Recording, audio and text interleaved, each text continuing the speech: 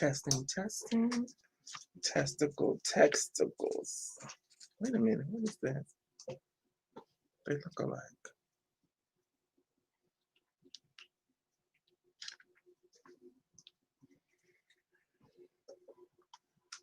Oh, they had Floyd's funeral today. Did y'all watch it? Did you see it? It was longer than You wanted Aretha's funeral. Shit.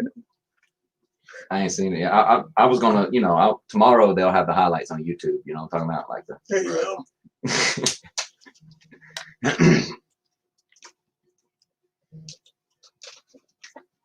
No, man, I grew up in a funeral home. My stepdad and his family own a funeral home. Oh, really? I don't want to watch funerals. I feel you. I avoid funerals at all costs. Yeah, man. My uncle owns a funeral home. Y'all, at least come to my funeral. It's gonna be. I got a band coming. Beyonce's popping out the casket and shit. Jay-Z on guitar. I'm gonna get out there and do a young 15. Right. Yeah. My mom was already ready for it, but she better not be ready for it. People always, occasionally the gig will come across that you want to do someone's wedding or something like that, and I can think of no worse time to have stand-up comedy. Dude, true story. Even a funeral is more appropriate than a wedding. Start from. We're gonna talk about that. Oh, okay. This. Can you hear the music? Oh yeah. You don't hear anything? I can hear. Yes, you do. I don't hear Nathan. Ain't a hot dog in here. Nothing. Here's the wire. Do you see the wire? Everything's fun. Hey, welcome to Ridiculously Funny Comedy Podcast. I'm your host, Miss Tabloid. That's why you couldn't hear yourself, is because we probably have a malfunction. We'll fix it in just a second. Hey, you're listening to us or watching us live.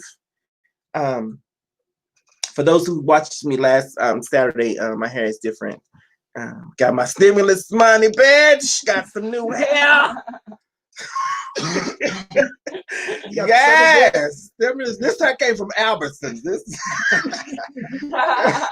Yes, it was on the Chinese aisle with the Chinese food. They have Chinese food and Chinese hair, and you get your nails done. And you go on the soul food aisle. You get a pap smear by a guy named Corey. He got long fingers. Yes, he got George Floyd fingers. Got that fat smear fingers. Sorry. R.I.P. The name of the show is R.I.P. George Floyd. You changed the world. He was laid to rest today. Finally, it's like a 12-day funeral. I was like, oh, God, like we raising money for a guy to have a 12-day funeral. Like I was like, it's wrong, I know. But yeah, R.I.P. Mr. Floyd. Wrong computer. Sorry.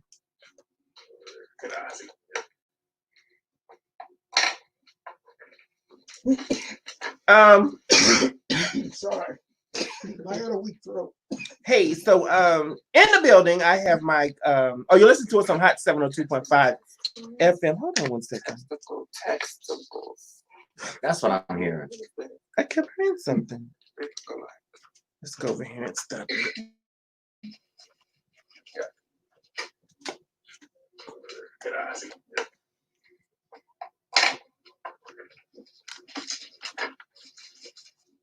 Hold on, we're having a little difficulties. That means technical difficulties in one word. Difficulties. Testicles. Wait a minute. What is that? Let's go like.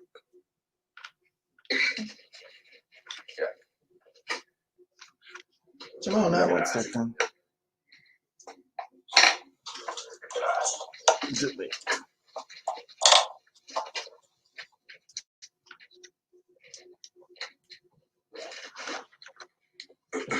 Testing.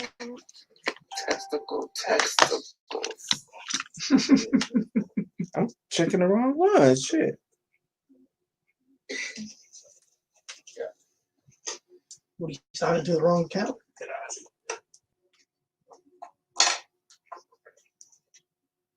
Got it. Okay, let's go live. Start live here. Sorry for those of you who are watching. We're having a little technical difficulties. No. Uh-oh. Get those words off. Did I say it right that It's time? go time. You know it's right. It's time to go when all the words are enunciated. Black folks, that mean I said them right. Oh shit. Okay, let's go here.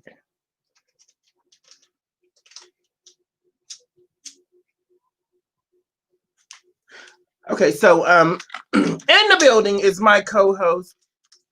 You can catch him here every week, every Monday morning. I mean every Monday afternoon at noon.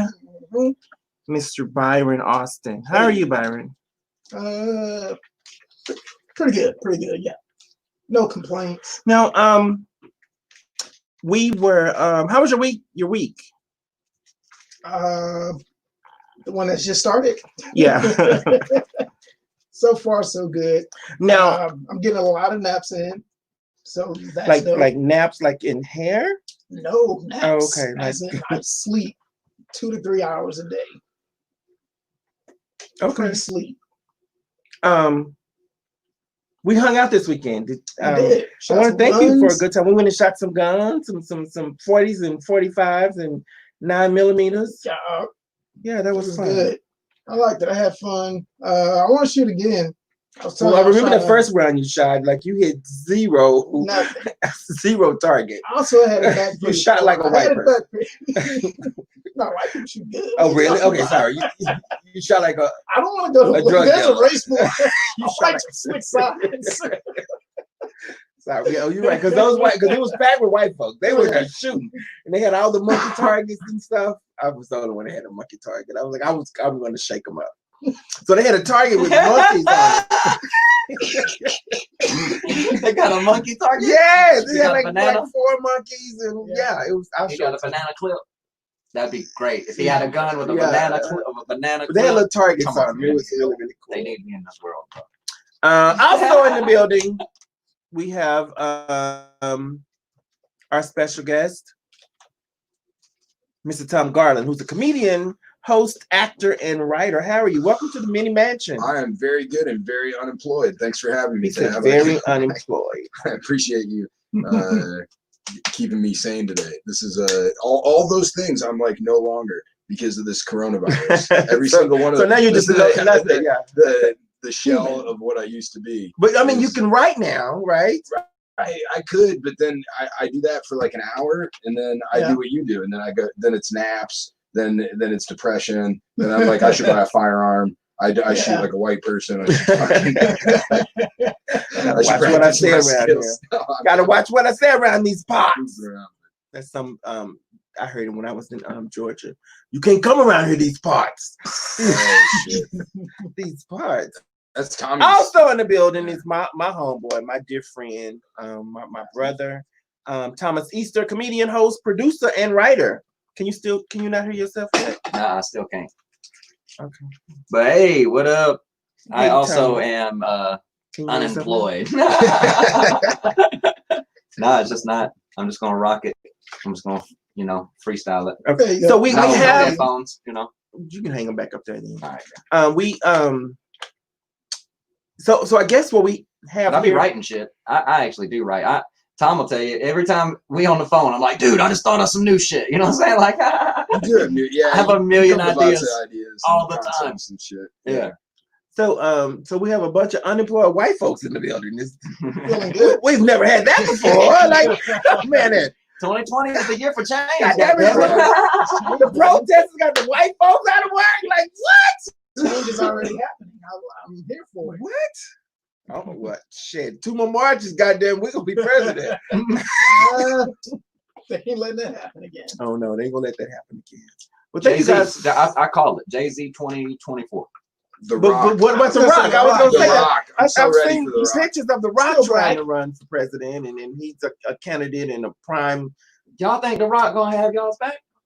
The Rock is half black. The Rock is half. That don't mean that don't mean he'll have a back. I'm with you. Exactly, right? Because the other half The Rock didn't have Carter in that motherfucker. I'm telling you, bro. The other half black one didn't do all that much. And Miss B as the first lady. What? Hey, would be come on, man. Technically, she's still the first lady. You talking about marches? You talking about marches and shit? Look, I'm here for it. Are you kidding me? Them motherfuckers be out there in synchronized marches, boy, it would be. I think hate you. To the left. All the white people to the left. I think 2028 is where she shoot for. I think he needs to own the Jets first. 2020, I'm down. Just Go ahead and anytime. own the Jets for I'm like down. 5 years, and then 2028. Yeah, I agree. Hey, any year it takes for Hov to be I'm behind Hov. Presidential. You I know just what I'm want him saying? to rap all debates like a battle. Every rap is a battle. He already got President Carter. President Carter. They already got that song, man. Now, who does he choose as his running mate? Lil Wayne. Nah, No. Eminem. You gotta go Eminem. You gotta get a white person. Nah, Eminem's too crazy. Kanye Man. West. Iggy Azalea. You gotta go to white. I would go with West. I would go with Yeezy. I'd like to see Kanye Kanye West run in general. I like Yeezy's music. Well, somebody said none of them. That's okay. Now, Everybody has their own opinion. You guys hear the crazy? Somebody, it's been a rumor going around. Somebody's like that Kanye West basically cuddled up to Donald Trump to get black people out of jail. He might have. I mean, who knows what he does? I mean, listen. Well, I don't know what's on his mind. No, I don't think he knows what's on his mind. Okay, it's weird how people will call him musically a genius, but then think he's a fucking nutbag in every other aspect of life, right? So it's like, you know, we've always said that you don't really fully understand a genius. So what is a genius? You know what I'm talking about? And until he proves himself. You feel me? He's a crazy motherfucker till he proves himself, right? And so who knows, man? I know lyrically and musically, I'm a fan of Kanye. Have been since day one. So always, yeah. Whether he would be like a good right vice now, president. Currently, who's the best rapper alive? Jay-Z. And then alive? Lil Wayne. He's still alive. You don't think like Kendrick Lamar? When I say like... Jay-Z, I'm talking about the consistency, the amount of years he held us down with good albums. You know what I'm saying? Like not just number one songs. See what I said? He said us. I'm talking about the hip hop. Okay. Hip hop fans of rap and hip hop. And the reason I put Weezy as number 2 is because I'm from the South and I watched Lil Wayne go from a 14-year-old who was not allowed to cuss on albums. There's people that argue with me about this shit, but you're from that area, from that town and all of that. So what you thought you heard Wayne cussing, it was probably Turk, because Turk sounded a lot like Wayne. Lil Weezy used to make all those sound effects and all that shit. He wasn't allowed to cuss until he turned 18. That was the promise he made to his mama, because she said, if you don't run with them older cats. Hold on, I got to give a shout out. Hey, Ruby. Ruby and I, she's listening to us on Facebook. Ruby and I, she's the one who toured the country with me when we did the circus. No doubt. Hey, Ruby. What up, Ruby? Praying for you, sis. Love you. She's battling a little cancer shit going on. We're not gonna claim it in the name of Jesus. Cancer. This is the Christian show. Amen. Fuck that cancer. I use up a Christian show to fuck that cancer. Like because fuck is not Jesus would say. Yeah. Right, Jesus would say that. So. Yeah. But no, Lil Wayne can't be the running mate because he'd have to talk. Yeah, and he does kind of talk like. I mean, I'm with you. And even still, Kendrick is a star. He mumbles a lot. He's like, and then you know, my man Skip Bayless. You know, I'm talking about drip Bayless. Put Weezy on the Space Force. Put him on that. There you go. So guys, welcome to the show. We have a lot to talk about. So now, Tom, do you listen to rap? Sometimes. I'm formerly on again, off again strip club DJ.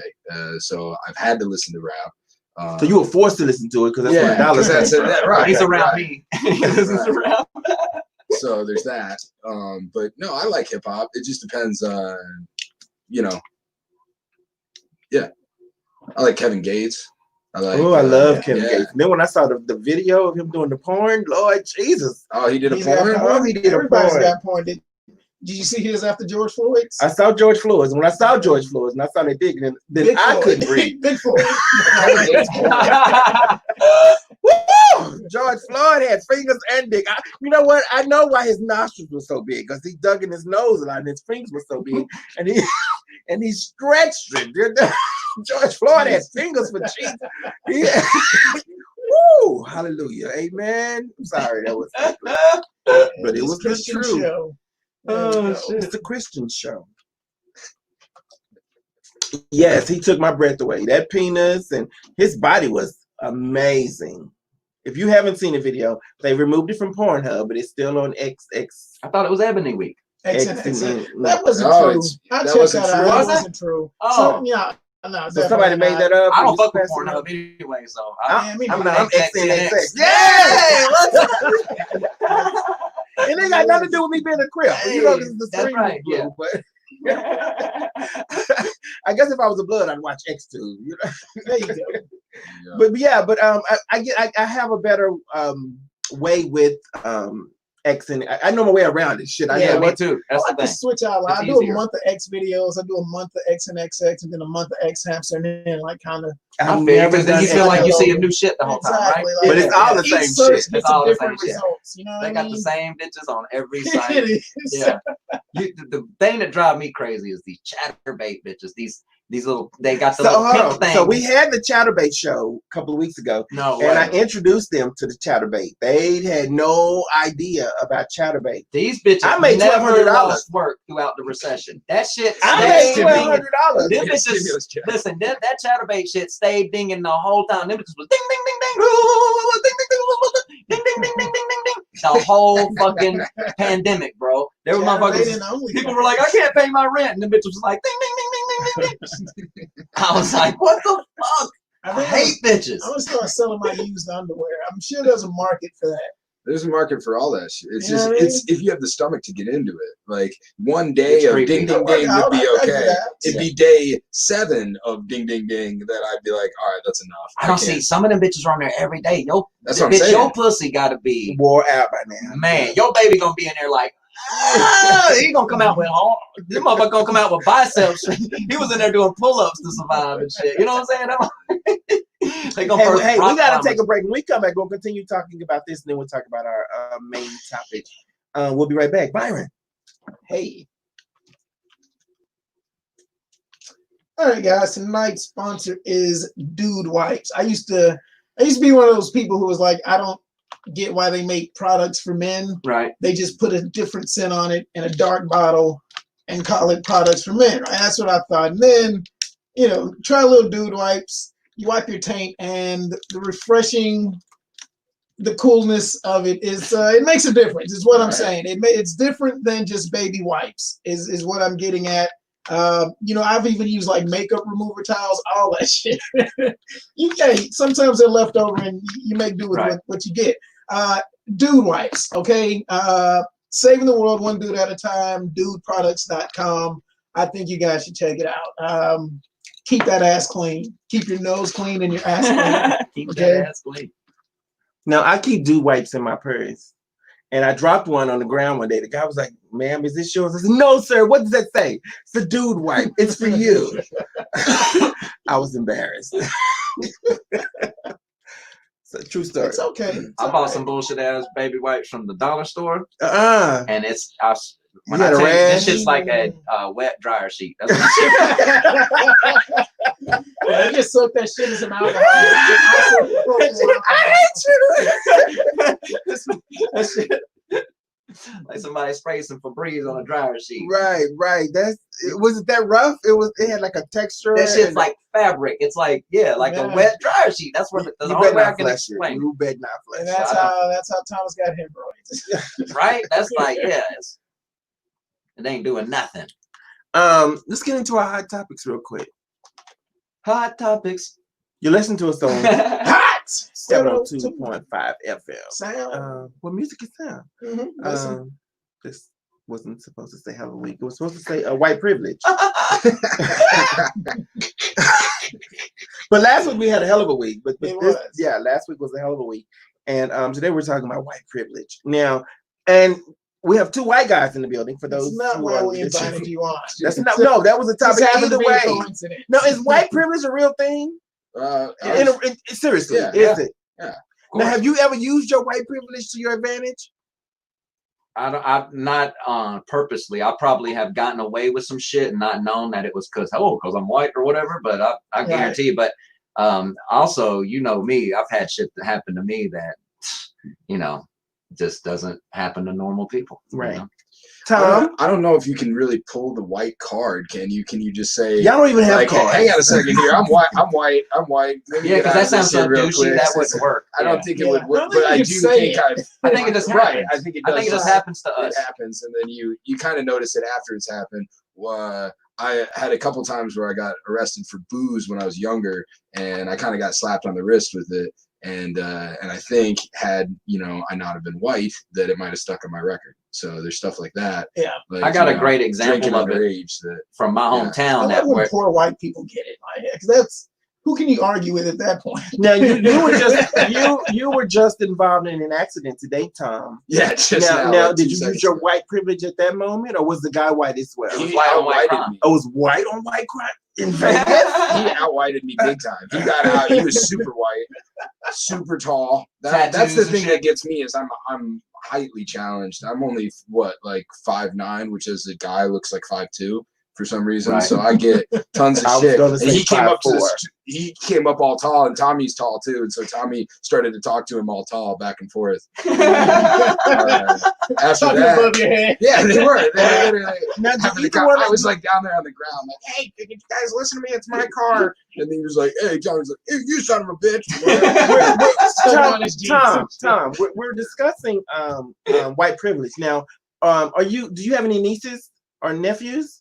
I don't have any nieces. or And you, nephews. Thomas, don't have any nieces or Yeah, nephews. I do. You do? Yeah. So I don't it's safe to really say you know are an about Uncle Tom.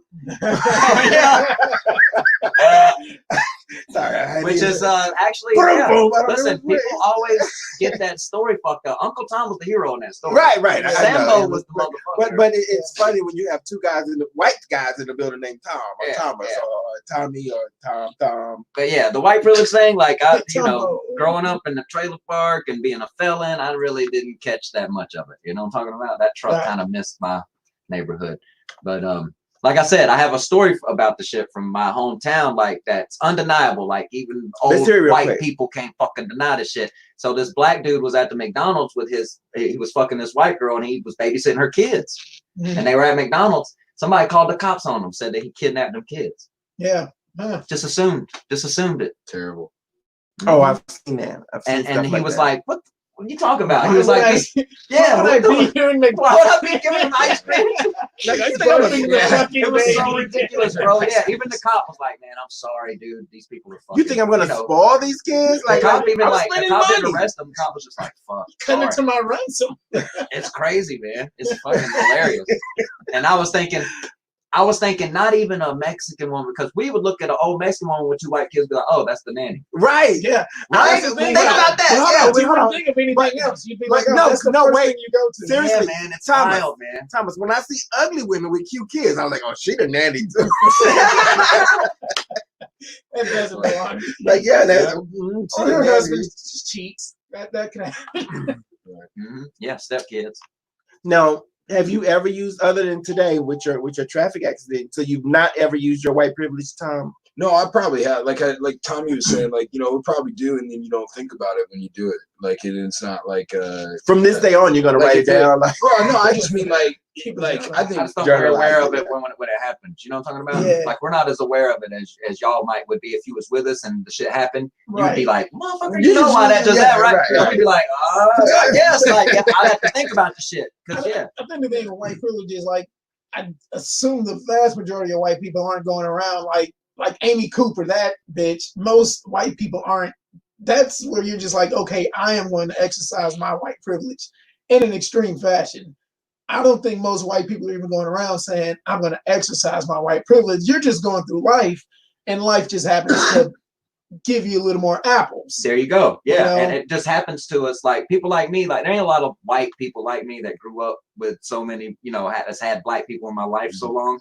So, I like I said, when the shit happens to me, I don't even really see the shit. I don't really pick up on it that much because I just don't like to think of shit like that. You know what I'm saying? Yeah. Like I've been playing this game, man, Assassin's Creed Origins, and I'm like, fuck, dude, it goes to back. It goes like the Egyptians were just building pyramids and farming and shit, and these big white motherfuckers, the Romans, right? Yeah. I never even looked at it like that until I started stepping back and playing this game and shit. And I was like, look at this shit, man. So these white motherfuckers come through, they got shields and horses and chariots, and they just kill the fuck out of these little Egyptian motherfuckers, right? Yeah. And it's like, I was like, so from day one, we've been fucking shit up, you know? And then you got stupid people that will be like, well, this is our country. And it's like, no, there's not a white person from North America, dummy. We're not indigenous to this fucking land. We came from over there. We are, because I was telling my mom about the game. She was like, well, that's not our people or something. I was like, yeah, the fuck. I said, somehow it is. She thought they came from America. Yeah, I said, what do you think? We Egypt? we just emerged on North America. I said, them people from over there came over here and took this shit from The Indians. From Indians, who, by the way, fucking showed them how to like grow shit first and do all this nice shit first. Had a Thanksgiving with them. They had a Thanksgiving dinner, and they were like, "Oh yeah, by the way, this is gonna be your last dinner, fuckos. When we start killing you and taking your shit." Joe Pesci shit when he walks in Goodfellas, right? Yeah, just sabotaged them. Just fucked the whole corporation up. Yeah, and it's like I was just, it just opened my eyes. I was like, God damn, man. So the whole, not just American history though, just the whole world history pretty much is Caucasian motherfuckers killing people. We have our theme music that's about to play, and then we'll get into the next topic. Cool. I didn't want y'all to talk over it because Are we gonna sing silence to the music? No, because when it's replayed on the radio show, then you're like, you just have to stop. You hear it? Can you hear it a little bit? Oh, I can hear it.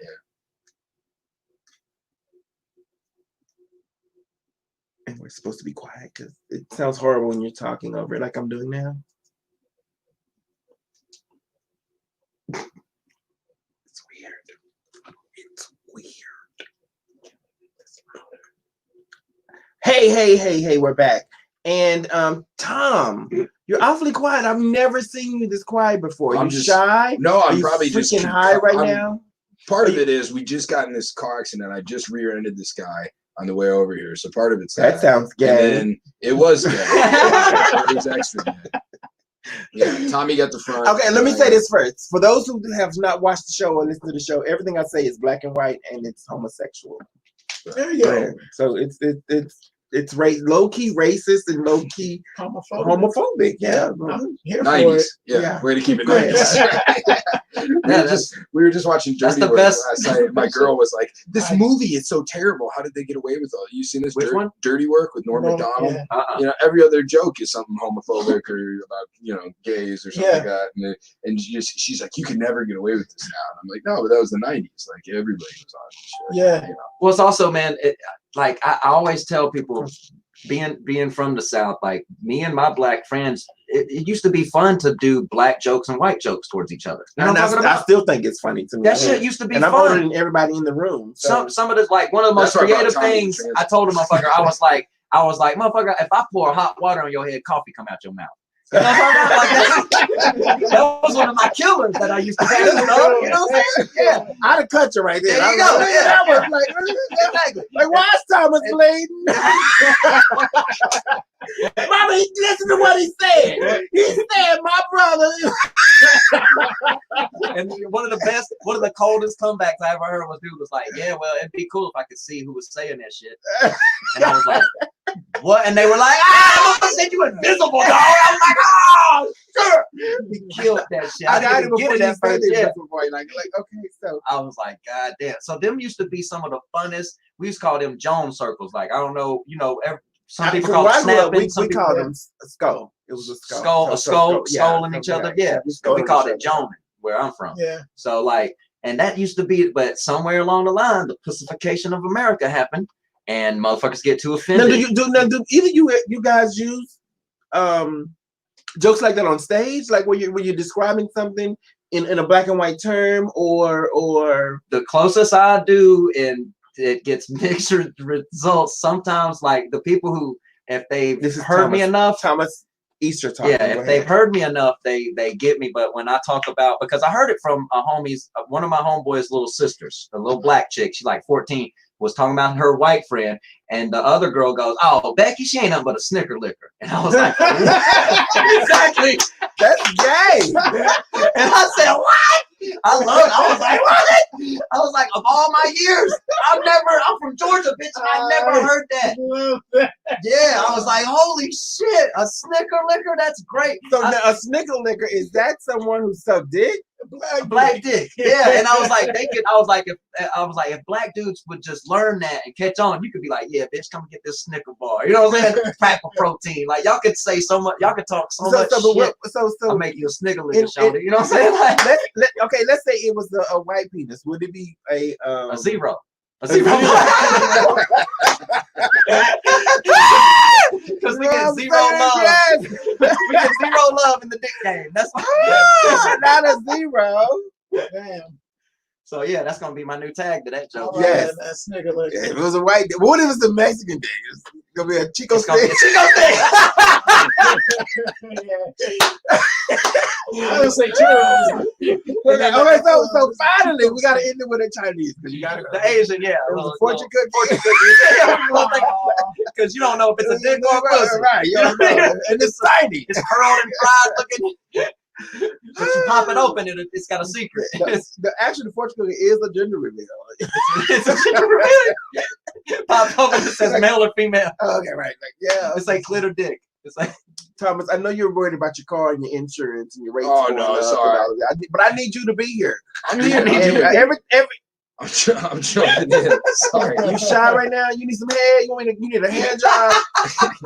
All of the above. Now, have you ever had a black girl? Oh yeah.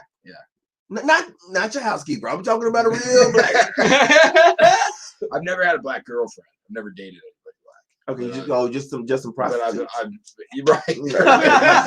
Just paid for some black pussy. Oh, which by the way, not to keep dropping historical facts on y'all or anything, but that's where the word honky came from. You know that? That's why, like, we got to take a break. You can't hear the music. When we come back, he's going to explain the word honky. He watched this episode on the Jeffersons. Was it on the Jeffersons? I don't know. Oh. But George would always say Jefferson. George go ahead, Byron. Sorry. Yeah, so I just thought of something. You know, it's quarantine. A lot of us are on lockdown right now. No TP.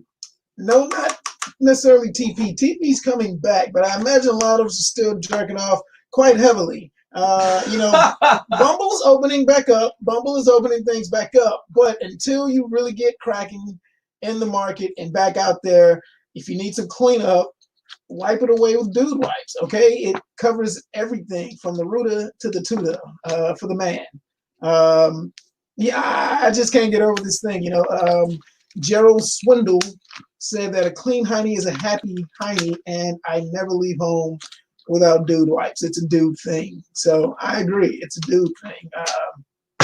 Clean that shit up, man. Do you guys jerk off over the sink, the shower, the toilet? Like, what's your... I'm a dry jacker. It's a studio apartment, so kind of it's just one room. That's the time I know. Shit. Hey, welcome back to Ridiculously Funny Comedy Podcast. I'm your host, Miss Tabloid, still sitting here with my co-host, Byron Austin. Tis I. My special guest, Mr. Tom Garland. Yo, thanks for having me. My good friend, special guest, funny guy, sexy guy. Ladies, you ain't never seen him naked. I've seen from the waist up, but I've seen the dick print, so I know he got one.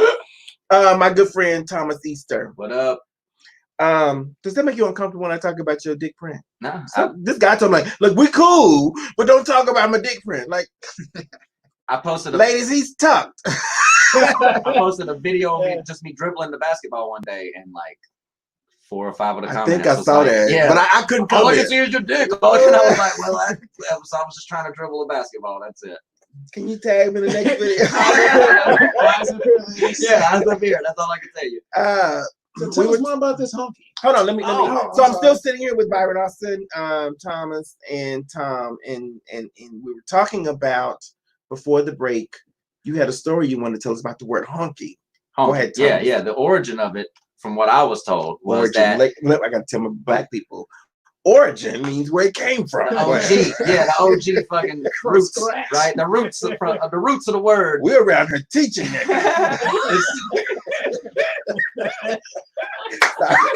Sorry. That new school history, goddammit. This word on the street right here is that word honky came from when white men used to go to the projects to buy black pussy. And so they would come through there and honk the horns, honk, honk, honk, because they didn't want to get caught stopping and shit like that. So the black hookers would be like, "Oh, them honkies are coming. The honkies are coming." So honk which was Honky. a verb. Yeah, became an adverb because an adjective. I don't know they were English. Okay, so I see what you did there, white people. Okay, so we were nigs at first. Sorry. No, but the reason I brought up history earlier was to circle back was because I think it should not be taught.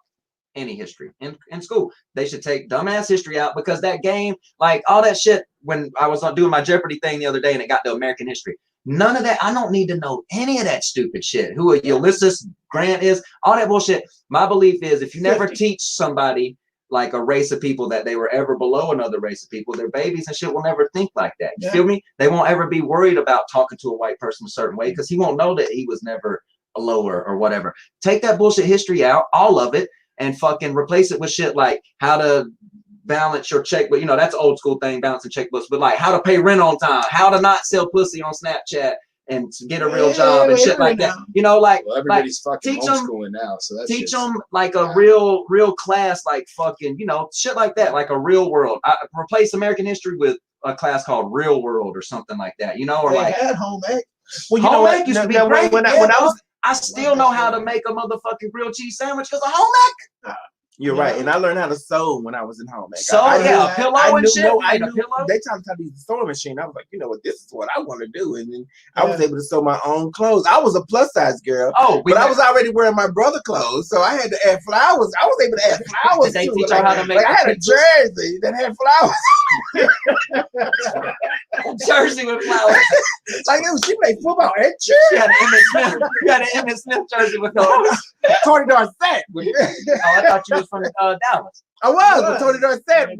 Emmett Smith wasn't even. When I was throwing, it was. Oh, okay. It was My Tony bad. Dorsett, Drew Pearson. I was trying to make it younger. Yeah, thank you. I appreciate Emmett Smith. You know? We had a class. So I grew up in like a little country town in Texas, and we had a class where we would go fishing and like grow gardens and go hunting and shit. You're 4-H, right? It wasn't 4-H. It was they had a 4-H. 4-H. It was 4-H is like 4-H was that's like country. That's more like ranching. That's like ranching and farming. What did that shit mean? Special ed, It's something about. I can't even remember. The 4-H's mean something. It's like farming, yeah. Housing. He just taught us how to grow Health. shit, Right. Let's figure it out, Tab. Hey, we got to get into Dear Tabby. We're running behind schedule, guys. Call and let us know if you, with your situation, 702-912-1888, or email us at all.over.laughs@aol.com. Byron is going to read our Dear Tabby for today. The last is LAFFS. Oh, LAFFS. I've been drinking. Sorry. Go ahead, Byron. Dear Tabby, my roommate owns the house. His girlfriend and her 2 children are over here all day, every day. I have my own living room, office, and bedroom, and we share the kitchen and bedroom. I'm clean and respectful and try to... Kitchen and bathroom, sorry. I'm clean and respectful and try to mind my own business.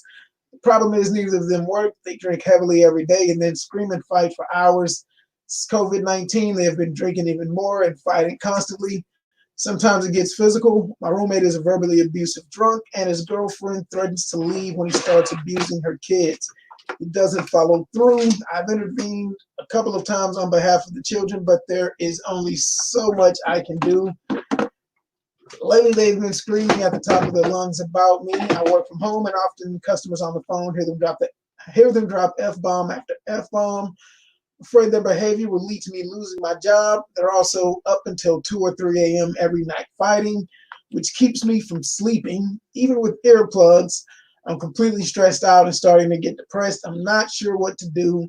I have limited funds, so moving would be difficult. I'm wondering if you have any suggestions so I can weather the storm. Signed, bad situation in Utah. I'm going to start, and then we're all going to give our opinion to help Mr. Bad Situation in Utah. It's a dude. I'm going to assume it's a dude, but I'm going to assume that the roommate, the guy who owns the house, is black because he don't work. He got a bunch of kids. He don't worry. He got a bunch of kids. The house was left to him. It's not his kids, it's her girlfriend. His girlfriend's. Well, That's exactly what I said. That's exactly what I was about to bring up. And the white guy is the one who works and keeps the house out of foreclosure. So what you got to do? So Mr. And this story came to me because I knew you were on the show. You're a homeowner, and then you've had some fucked up guests. Some wild shit. Yeah. As a homeowner, what I would do, as a renter, I'm gonna speak for the roommate part. As a renter, what I would do is withhold rent. Like, bro, I'm gonna lose my job if you don't shut the fuck up. Yeah. You ain't gonna be able to live here, and I ain't gonna be able to live here either. But I don't give a fuck because it's in your name. And then get put out, and then you get put out. But that's fine because then at this point, then you stood up for yourself. You stood up for yourself. Yeah. Byron. I agree with that. Money talks. So I think that's the easiest way to get some attention. Just hold back on a little bit of rent, or just pay half the rent. I'll just pay half the rent or something like that, just to know, hey, this shit isn't gonna work. So I like that answer, Tab. For once, you gave a better answer than me. I'm surprised. Wow. I like that answer. Just showing off. You can always go ahead, Tom. You can always leave. You just gotta get your shit and get up and go. That's the best advice I can give you. Is when this all sounds like it's so hooked into their relationship, and so much of it is this convenience of staying home and staying in what you know, and not, like right now, even if you are broke, there's a friend, there's some couch. You gotta get up and go. Like you can't be losing. Get your on job. Tinder. You can find a bitch. Yeah, that's what I'm saying. Yeah. Something, but you don't. Especially if it is a female. Yeah. That you can go somewhere. Go ahead, Thomas. Yeah. The thing with this is like, also, it doesn't say on here whether or not she's actually talked to him about it. So some people are too scared to actually bring the shit up to somebody. Address it. So be like, yo, bro, you and y'all. I know this is your crib and shit, but y'all keeping me up. Y'all fucking with my shit because I can't sleep. You're stressing me out. I don't like the way you talk around these children and shit. Like, grow some balls and either grow some nuts or do what Tom said. Tuck your tail and run, because that's your only two choices. It ain't your place. You know what I'm saying? I think it's also important if he actually has a lease or not. If he has a lease, like, go over your lease and see if these things are listed in the lease. You can probably do some of that, but if you don't have a lease, he kind of has you by the people's court. So like Tom says, you got friends, you got somebody you fucking with. What's the guy on people's court? You got friends, you got a car. I mean, listen, I lived in a van for 3 years in LA. I know a dude that lives in a car. All right, there's plenty of comics that live in minivans and shit. And then if you a female and this is happening to you, you know what you can do. You can get on Snapchat for a week. You got a better job. yourself. You got a job. You got a job. Just have your meetings in Starbucks. You know what I mean? Yeah. Or just stop doing $40 out calls and do $120 out calls. You know what I'm saying? I mean, hey, hustle. You got to up that price. You know what I'm saying? Get the pastor to come over there and pray for you, because if they use an F-bomb. But yeah, if it's just let's say it's just the perfect situation, close to work, best price ever, blah blah blah. Grow balls and say, yo, you never know if you confront somebody. When I moved in here, it wasn't like this. Now, I understand the COVID is happening. Bam. But if you don't address the problem and let them know that this, they don't know it's a problem until you tell them. Yeah, and that might save that might save that family right there. That dude might be like, damn, I didn't even realize. So I be fucking up. I talking to her like that, blah blah blah. You know, you never know. Until they all out the house. You see that light bulb? That's an idea. God damn it. So yeah, so bad situation in Utah. Just get the hell out of the Utah. money isn't making. You ain't making no money in Utah anyway. Are you a snowboarder? What the fuck are you doing? That's a lot of drinking. You a Mormon? You going door to door? Like, you can't even get. That motherfucker got 4 other wives. I think he was more concerned with the F-bomb. Listen, he's cussing, and I'm just listening. It's not in the Quran. Right, you're listening to us on Hot 702.5 FM, where music is sound, and we're not a music show. Guys, let's share with the people our social media outlets. This is the first part of the show. The first part of the show is recorded for our Hot 702.5 FM radio show. 702.5. And then the second part of the show is recorded just for Miss Tab. Nice. She plays it back to go to sleep. Right. And I jack up to it. Okay. With lotion. So do women jack off? Well, when I say masturbate, guys still say you masturbate. Women masturbate. So what's appropriate for women? Masturbate or jack off or finger themselves? Or I don't know. I don't know. I said masturbate. Right? Yeah, I thought masturbate. I don't know. Probably masturbate. Yeah. So about 5 years ago, I worked at an adult toy store, and I purchased female toys for all my aunts, nieces, sisters, cousins. And each toy had their rhinestone, their birthstone on the toy. It was right in the Butt plug. You got a butt plug? No, it was a vibrator. Oh. But I sent it to my mom. With birthstones. Yeah, it was birthstones. So you knew it was yours because you was born in January. It had the little dime, whatever it is for January. Right. So I sent it to everybody. And I had a niece who had just turned 18. I didn't send it to her. And she didn't get one, and she was offended. So I sent her one, but they didn't have in April. Her birthday's in April. But I sent her a big old I'm talking about a huge dildo. Right. And then she called me, she's like, what am I supposed to do with this? This don't look like mom's. I was like, either use mom's or shut the fuck up. I said, so masturbate with it. She said, you can't say masturbate. I'm a girl. I was like, then what do you call it? I don't touch yourself. I don't know. Shove your toy in there. I don't know. I say jack off. I say masturbate. Okay. I say please myself. I don't know. So what's the proper term for women? Tickle the twine. Tickle the twine. I like that. Let me write that down. Yeah. Double click the mouse. Double click. Hey guys. So let me say this before we start. You can catch me this Wednesday at Comedy Notorious with host Trez Malo over at Chonkla's Cantina, which is located at 3246 East Desert Inn Road, Las Vegas, 9 p.m. And on Saturday, I'm over at the Hilarious 7. Is it pronounced Neonopolis? Yeah, it's Neonopolis. Neonopolis, which is June 13th. $15 cover charge, located at 450 Fremont Street, 8901. Downtown Las Vegas. Did you get the zip code? I did on that one. I wrote it down. I'm like, wait, It's on Fremont Street. Why did I write it down? Fremont Street, yeah. Fremont Street. Yeah. So share with the people how they can find you on social media, Byron. Facebook, Byron Austin, Instagram, Byron Comedy Austin, and Twitter, Byron Austin. Oh, wait, that's wrong. I fucked up. B Austin 06 on the Twitter. Tom Garland. Cool. And it's just Tom Garland LV, like Las Vegas, on everything. So that's my Facebook, my Instagram, my Twitter. So where are you originally from, Tom? I'm from Cedar Rapids, Iowa. Yeah. Okay, Las Vegas. Thomas. He's from all white people. Right. No wonder he doesn't speak to me in public. Like, from Mayonnaise Jar, Iowa. Look, I saw him one time in the mall and we waved at each other and he texted like, hey, I was like, why are you like, really? Go ahead, Thomas. You can just look up Thomas Eastern. Shit, you'll find him. Hello. You can find me on Las Vegas Boulevard. Just don't, walk behind me. Come up and talk to me. All right, we got a commercial. Okay, go ahead. I just did mine. No, I said we have a commercial music. You listening? Dude wipes. I don't know what more I can say about dudes wipes out of keep out of the hands of children unless they're supervised. They don't have little dude wipes yet. They're good for getting resin off your fingers. I did not know that. See, yep. I mean, dude. Dude. Dude. The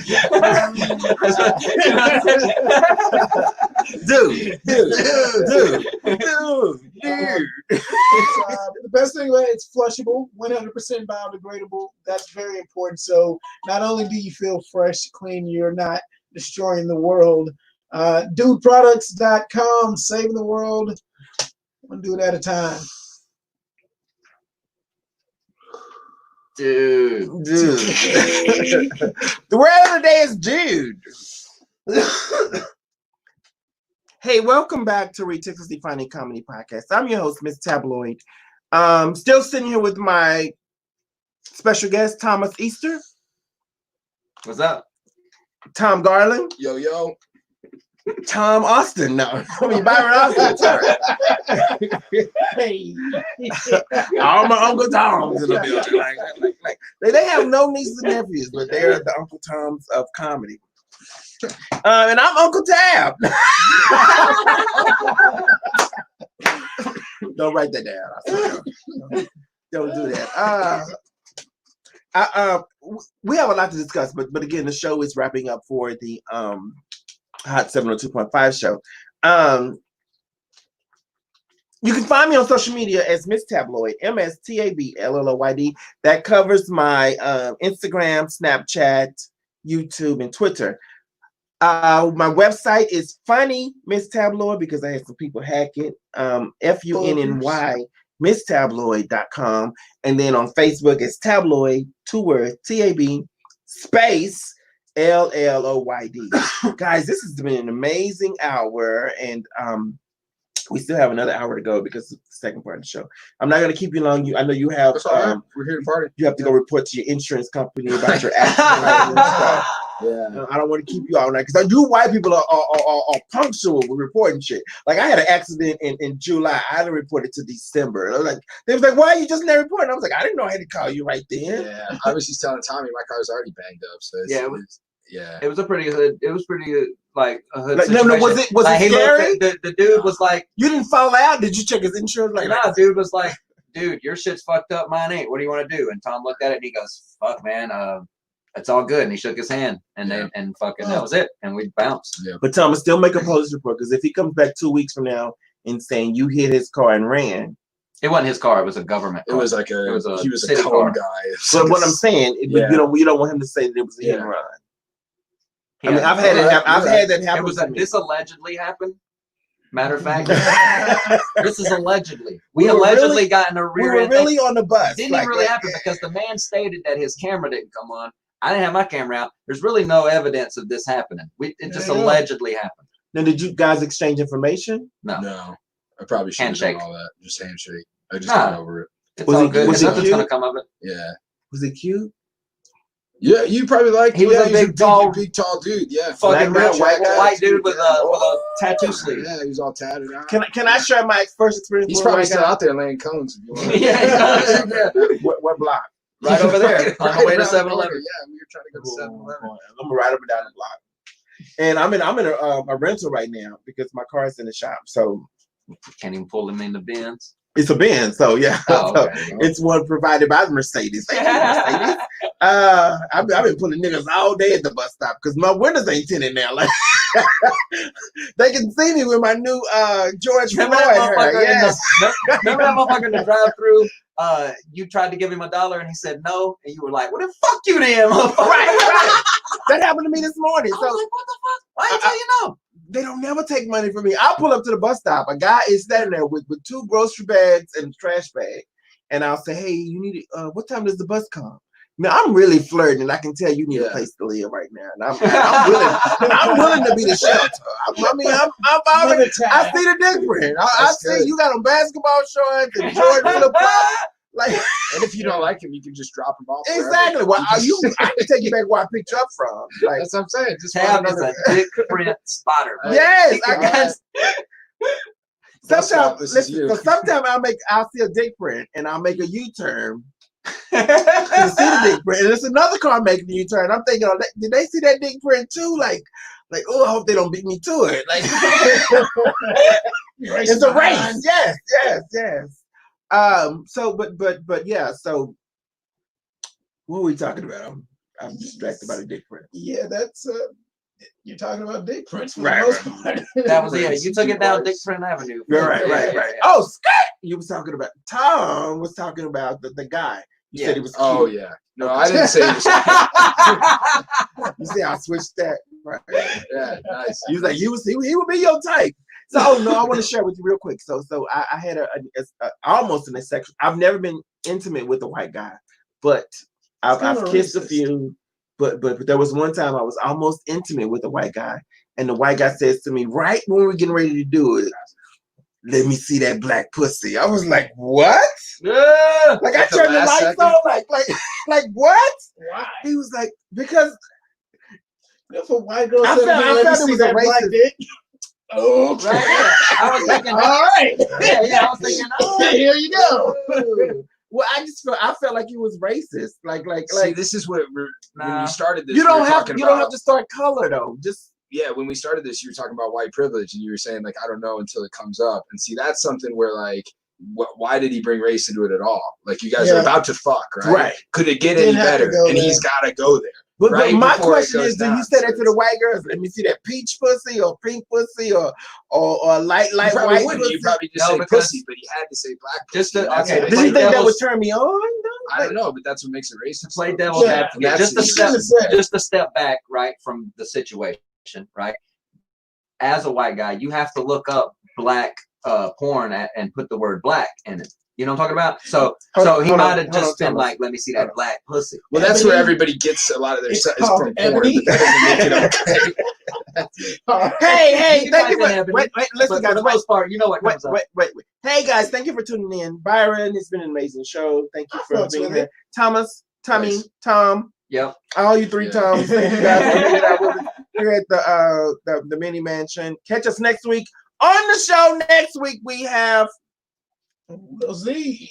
You have to stay tuned. I don't know who the fuck on the show, but thank you guys for hanging out. We have the second part of the show.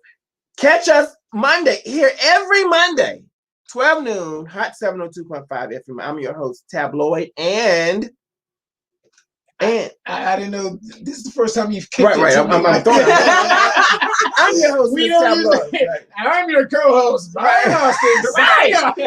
Good morning, Las Vegas. Afternoon. Good night. Afternoon. Because it's 12, right. Good 1 o'clock. Right. It's a whole hour show.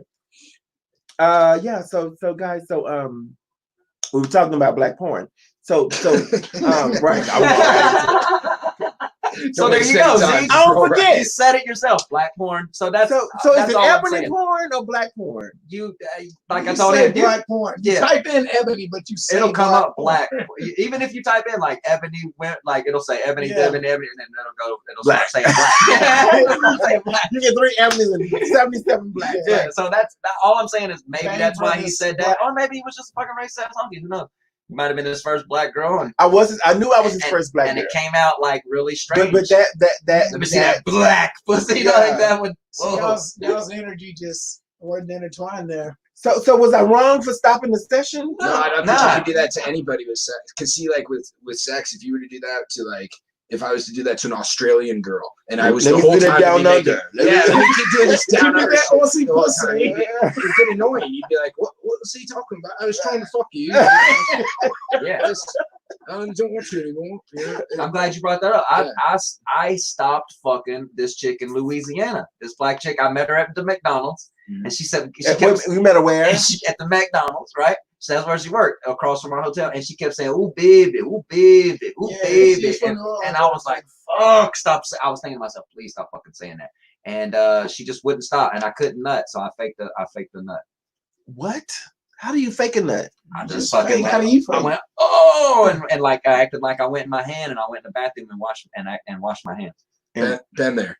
Had to do it Not before. right. You gotta Yeah. fake it up. And, oh baby, Girls oh don't think baby, guys I couldn't can. fucking, I Sometimes couldn't. you I just couldn't gotta You get said out. like Yeah. y'all the only one who get to do that. Exactly. And I've had to do it a second time when this chick kept saying, "Daddy, oh daddy." She kept calling me fucking daddy. And I kept telling her, "Stop fucking saying that. Bitch, my windows are open." Like there's people in the fucking neighborhood. Right? They think, right? Damn. Daddy. I'm like, bitch, I don't want to go to jail. You know what I'm saying? God damn.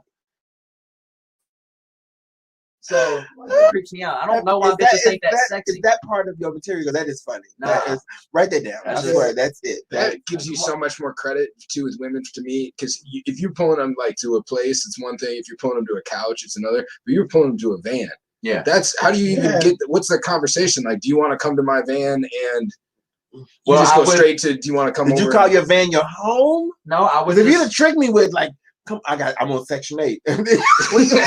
we go to your van. Like, wait a minute, Section 8 place for vans? listen, Like, character, listen, sometimes I'm torn between when chicks say that, laughter, how they say, "Oh, I just want a funny guy," blah, blah. I've always been like, yeah, right, bitch, because just because as a dude we don't get as much pussy as we want doesn't mean that doesn't work, because yeah, after I would make them laugh all night at Marty's and they have a great time with me, shit, I would tell them, I'd say, yo. So let's. I would say, hey, if you want to come back to my spot, it's a van. And then you can see the level of like you can see their level drop, right? Just make them laugh again. And then I would say, yo, but check this out. It's dope in there, just like every motherfucker. Oh, you got dope in there? Just like every motherfucker in LA. It ain't. I was like, it's like a house. Okay, so Thomas, floors, a bed. I got a TV, hard thinking Netflix all night, you know. And let's back up for 1 second. So you said you're home now. When you say to them, come go to my van, that you don't hear the rubber burner like. I could see their brain smoking, but like I said, you got to keep talking through the smoke. Okay. You got to talk through the smoke, and you got to stay that same charismatic guy. And they they trying to look at something. When you say van, they trying to find. You better be nice. Like it's not a white. Yours was a white. Yeah, van. my van was nice, and I had a place to hang clothes, so my clothes was never wrinkled. I always had on nice shoes. So yeah, the microwave. Second you say van, the bitches start looking at you with 3D eyes, like they're trying to find a speck on you to be like, oh, he's a bum, but they couldn't find it on me. And so then I'd keep just charming them and talking to them, and I'd be like, listen, man, I'd tell them like this: if you ain't feeling the shit when we get there, you can leave. I ain't gonna try and trap you in the motherfucking van. I'm here every night. You come back to Marty's. And you're a story. You know? I fucked the guy in a van last night. There you go. For some chicks, it was just that. Like I can't believe this just happened. Tom Garland. I could just my thoughts is with the online dating. I would just go to a better neighborhood all the time. I would go to I would go pull up in Beverly Hills and then set the radius and then that's the thing. People. Was that more like a catfish? No, the fantasy of living in your listen, the fantasy I'll say that. Yeah, I'll own it. The fantasy of living in your car and the reality of it is so different. You know, you can't fucking go park in one of those Beverly Hills. I'm busting balls. I know that curb out there is bright red, son. You can't park out there in front of them houses. Where were you parked? You just parked right out in front of Marty's? Fucking La Brea and Sunset, bro, behind Jim Henson Studios. Right there for the local LA comics, if they're listening, Sycamore Tavern, go down that shitty road and like on that corner right there under one of those trees in the shade used to be the van of life, son.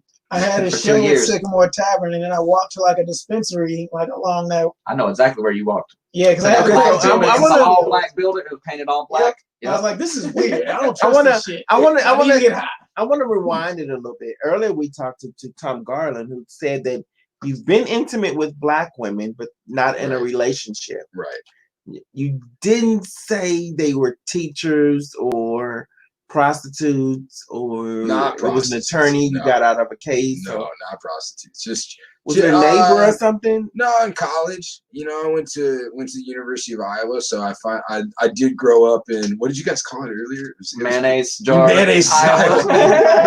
I did grow up in Mayonnaise, Iowa, but then Iowa City is very like liberal and eclectic, and so we have all sorts of different people there and stuff, and so then I met some black women and black folks. Eclectic does not have nothing to do with electricity. Trust me. Go ahead, sorry. That was my way of saying gay. It's a real gay city. Iowa City is like where okay, so that's like where gay marriage got its launch. Can we be candid here?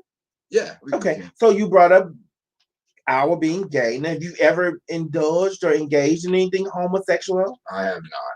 No. Okay. Tommy, he snaps. Tommy, you're gonna have to. Thomas that moved his bangs like what? Sorry. So these are just questions, and if I'm stepping on toes, then step on my toe. I'll shut up. You're right. I can't judge that because that's pretty much been my experience with white women. Like I've had sex with plenty of white women and dated a few, but never been in a relationship. Never been in a relationship with them. You dodged a bullet. No worries. But I want, you know what? In my whole I swear since I was 26, I've always wanted to be in a relationship with a white guy. Only because I've gone on dates with white guys. And I like the reaction of people, how they stare and gawk and frown and get angry. That's the only reason I would date a white guy.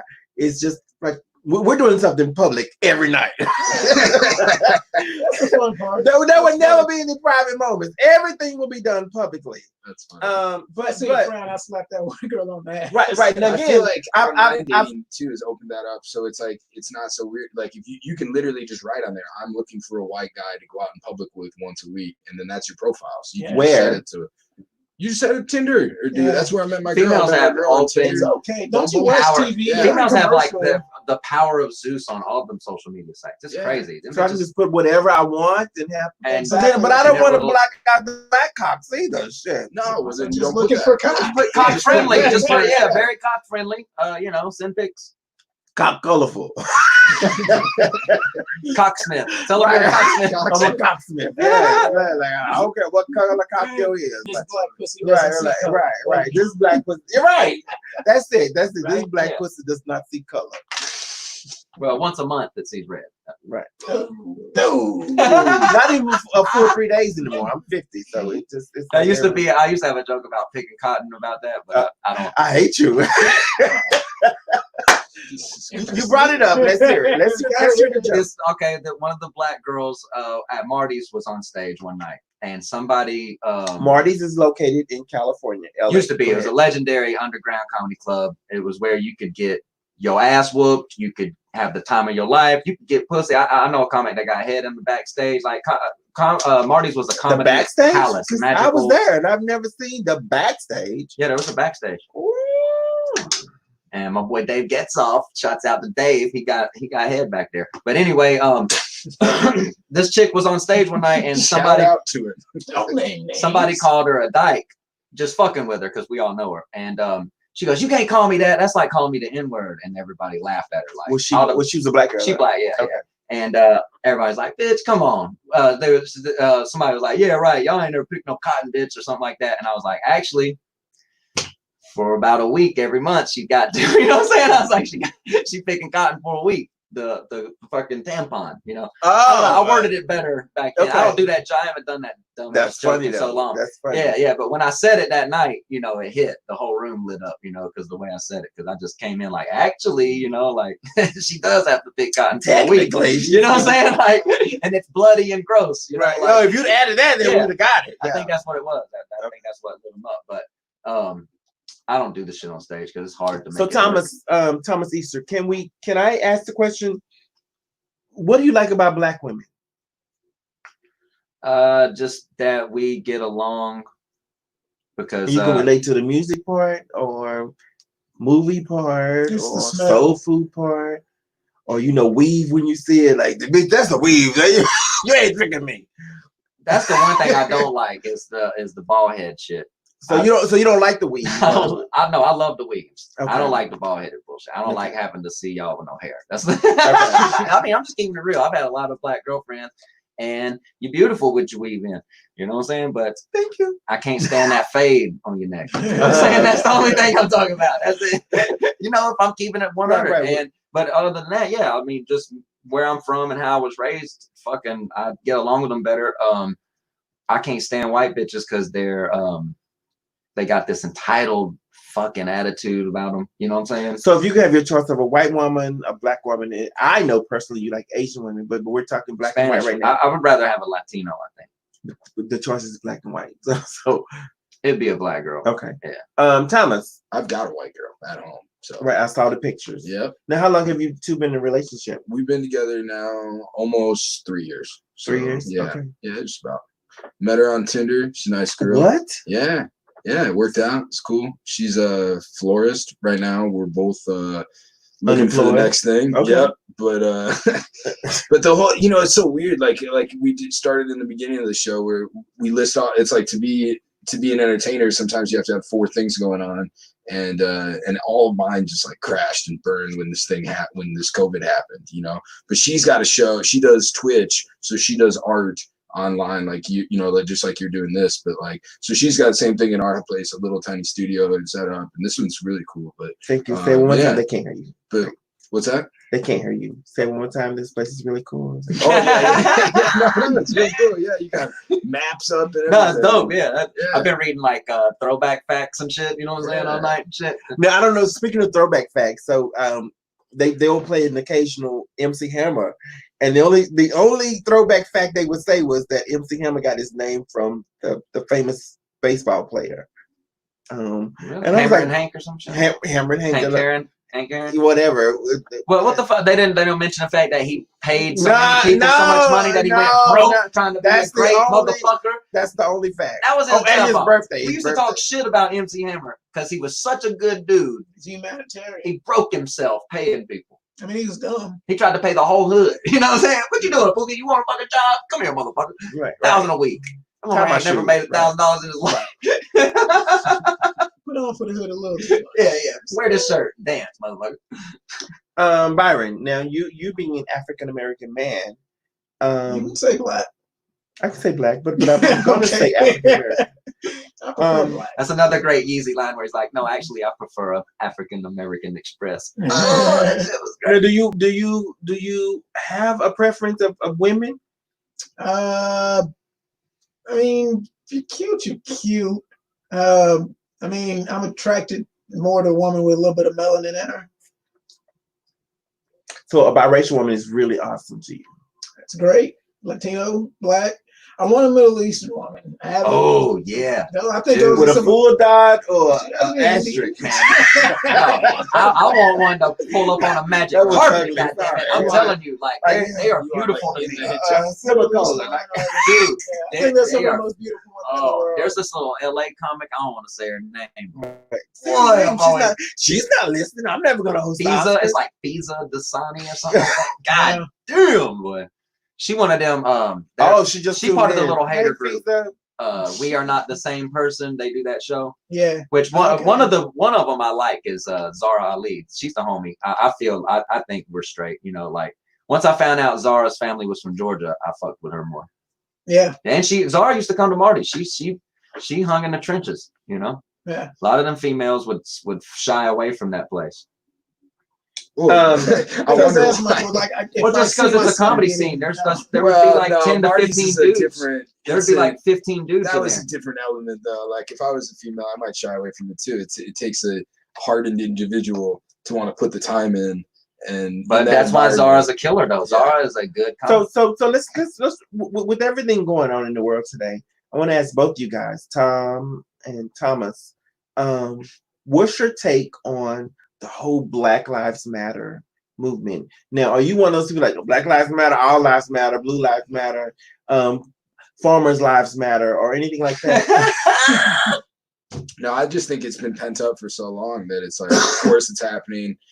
Like you said, everybody's got the stimulus money, everybody's trapped inside, and you got this blatant video that's just couldn't be any more proof, yeah, that this guy murdered this dude. Yeah, it's murderous. And so so then you got the appropriate response, which is rioting and chaos. Now you don't have to answer this next question if you don't want to. But my next question is, before you saw the video of George Floyd, were you one of those people that was like, cops are doing what they're supposed to do? Cops are cops and black people are black people. Did you see anything prior to? No, George I think Floyd? probably the first one that really caught me was Trayvon Martin. Okay. It was like, because that one he's a child, you know, and it was, what did he have on him, like Skittles or something like that? Hoodie, and it's Skittles. just, yeah, and so that's the one that just makes my skin crawl. And so it's like, I think it's like the school shooting thing where we get kind of numb to it over time, where you get school shootings over and over and over again, and then you think, well, that's just America. That's just what happens. And I'm glad you brought up school shootings. So Yeah. with that being said, the black men who have been murdered by police officers have been murdered unarmed, and I think that's where we are with this. And then these school shooters are arrested who are white, right, with no cause. Not school shooters, grown ass men. Grown ass men, Yeah. okay, but I'm just saying they shut up schools, television studios, movie theaters, movie theaters, churches. So, Weirdos. but again, and those guys got arrested and they got given one guy they gave McDonald's fucking water bottle. Yeah. Water bottle. So with that being said, I just want to, for my listeners who are still on that all lives matter, we're not saying all lives don't matter or black lives is better than any other lives. We're just saying that right now, at this moment, at this instance that Black Lives Matter because other lives matter, but they don't matter. We're haunted. I guess that's the best way to say it. It's just if Thomas. you're saying all lives matter, then you don't fucking get it still. You know, I mean, the fact that they have to even tell you Black Lives Matter was their cry for help. You know what I'm saying? That's what white people don't get. It's been happening since Rodney King. Thing with Rodney King was he lived. He got to walk away. You know what I'm saying? And so now we're seeing people get murdered for no fucking reason. And I always say, you know, for the white people that say, well, what if that had been you? It wouldn't have been a big deal. Yeah, because that don't happen to us like that. You know what I'm saying? Yeah. So that's why it's not a big fucking deal. And cops don't fucking kill us when we're unarmed and shit like that. You know what I'm saying? It's like we just said, it's just crazy that you have to fucking fight so hard to make people understand something so simple. Black people get killed by cops, not white people. You know what I'm saying? Like for the most part, we get arrested, we get put in handcuffs. I brag about being 4-0 on foot from cops. I've ran four times every story. and gotten away. They didn't shoot me in the back one time. Then they didn't catch me that night either. They came to my mama's house. My mama tell you this. They looked my mom and my dad in the eyes and said, your son's fast, very fast. And if we catch him tonight, he's not going to like it. That's what they told my parents. But they didn't say your son is he's fast. Gonna die. Yeah, he's gonna die. We catch exactly. him, he's so not like, gonna make it. Man, I've always known. I grew up in that shit. I've always motherfucking known. And Goody Mob, I grew up with Goody Mob my life. Since 1995, they've been telling us all this shit. There's changes of the new world order. Time is getting shorter. If you don't get prepared, people, there's gonna be a slaughter. But my mind won't allow me to not be curious. My folks don't understand, so they don't take me serious. They've been talking that shit since 1990. Number lyrics from 1995, man. I live for the day, motherfuck another hour. It might be sour. I never know my day, so I'm praying in the shower. You know what I'm saying? Mm-hmm. They look up and thank the Lord for forgiveness. I witnessed the bad. I'm looking for good in the Southwest. CeeLo Green said, look back on the slave trades when they had boats with thousands of us on board and we still was praising the Lord. But now you ready to die over a coat, a necklace around my throat. He goes, yeah, that's bullshit. You know what I'm saying? He was like, the system taught us to keep our third eye blind. You know what I'm saying? That's just how it is. That's from 1995 they've been telling us. But that's just because California had people so bleached by that beach that they didn't see that bullshit. You know, I never met a different black person until I came to California. You know what I'm saying? There's black people. When you say a different black person? Yeah, because there's black people that don't even really know white people. They've been separated. Like they've been in the Compton hood and shit like that. And then so them white people, they've never really even met black people and been around black people. So all they know is all this, like they get this brain, this bleach. The white people out there got this bleach brained thought about it. You know what I'm saying? And so then the black people in the hood just think this certain way about all white people. They don't know that in the South, we've been integrated in together for a long time. We've had this knowledge. We've seen this shit coming. You know, that's why when this shit finally happened, now that there's video, you see the outrage from all races. You know, it's a cop thing. You know, from the whole world. So they're rioting in Paris. Thomas, you say it's a cop thing. Are we all in agreement that all cops are bad or all cops are crooked or the whole system is fucked up? Do we need to abolish cops? Do we need to do the defunding thing? I think that cops need to be reevaluated. Okay. Reevaluated. If there's a white cop that's had more than what they call incidents, right? If there's more than 2 that involved a person of color, he shouldn't be able to be the responding cop on a call with a person of color. You feel me? Like, just like if it's the same thing with a female. If a male cop pulls a female over and wants to search her, he can't. He has to wait and call a female officer in. What the fuck is the difference if you see a black person and you're a white cop? I need officer so-and-so to come through. You know what I'm saying? But they're also, keep in mind, they're also bad black cops. Listen, there's bad everything. Like Lil Wayne's getting heat right now for telling his story about Uncle Bob. You ever heard that shit? A white cop saved Lil Wayne's life. Yeah. And people are like saying he's trying to glorify dude. Like he said, that's just his story, you know? But there's also, like he talks about them jump out boys. They jump out boyed my motherfucking trailer at 17 years old. Then they waited for me to turn 18 before they took me to court so they could convict me and try me as an adult. Well, there's got to be more checks and balances, though. The problem is that all these guys are walking too. A lot of them. I think that's the difference. Yeah, that's the difference. Cops are allowed to too. kill people, and then they don't get arrested like we do. Right. Like the cops that killed Breonna Taylor. I don't mean to cut you off, but you're absolutely right. It goes back to black on black crime. I heard some people saying, "What about the blacks killing blacks?" The difference between the two is when a black kills a black, he immediately goes to jail. Yeah. When a white cop kills a black cop, he's on administrative leave with pay. Then he's at home for 6 weeks for a vacation. Then he goes to court and charges are dropped. That's the difference. That's the injustice that we're speaking of. Yeah. Or any cop that it seems like any cop that kills somebody, them motherfuckers don't get to go. They don't have to go to jail. They get suspended and fired. Them pussy ass cops that killed Breonna Taylor in Florida right now. You know, and it's like, what the fuck, dude? My biggest beef with the justice system is there's no morality. And my example to that is, let's say a man walked in his house and caught somebody raping his daughter. God forbid. Listen. God forbid a man walk in this fucking house and catch somebody raping his daughter, and he blows that man's brains out. Don't you know our justice system people would still try to charge that man for murder? Well, they did that to a black girl. Her story's actually on Netflix now. Wow. Like, this dude was raping her. She was a prostitute, but she was getting raped. Right. I think she was a prostitute. She ended up killing the guy. She was. Because he was raping her, and she went to jail. That's fucking bullshit. They should receive 25 years. There should be a morality law that protects humans for being fucking humans. That's being a human. You walk in and you see somebody raping your daughter and you blow his brains out. That don't mean you're a psychopath or you're insane. Or you're a murderer. Or you're a murderer. That means you're a fucking human being, man. People deal with shit differently. Perfect example is these riots right now. Some people were peaceful. Some people were fucking wild, right?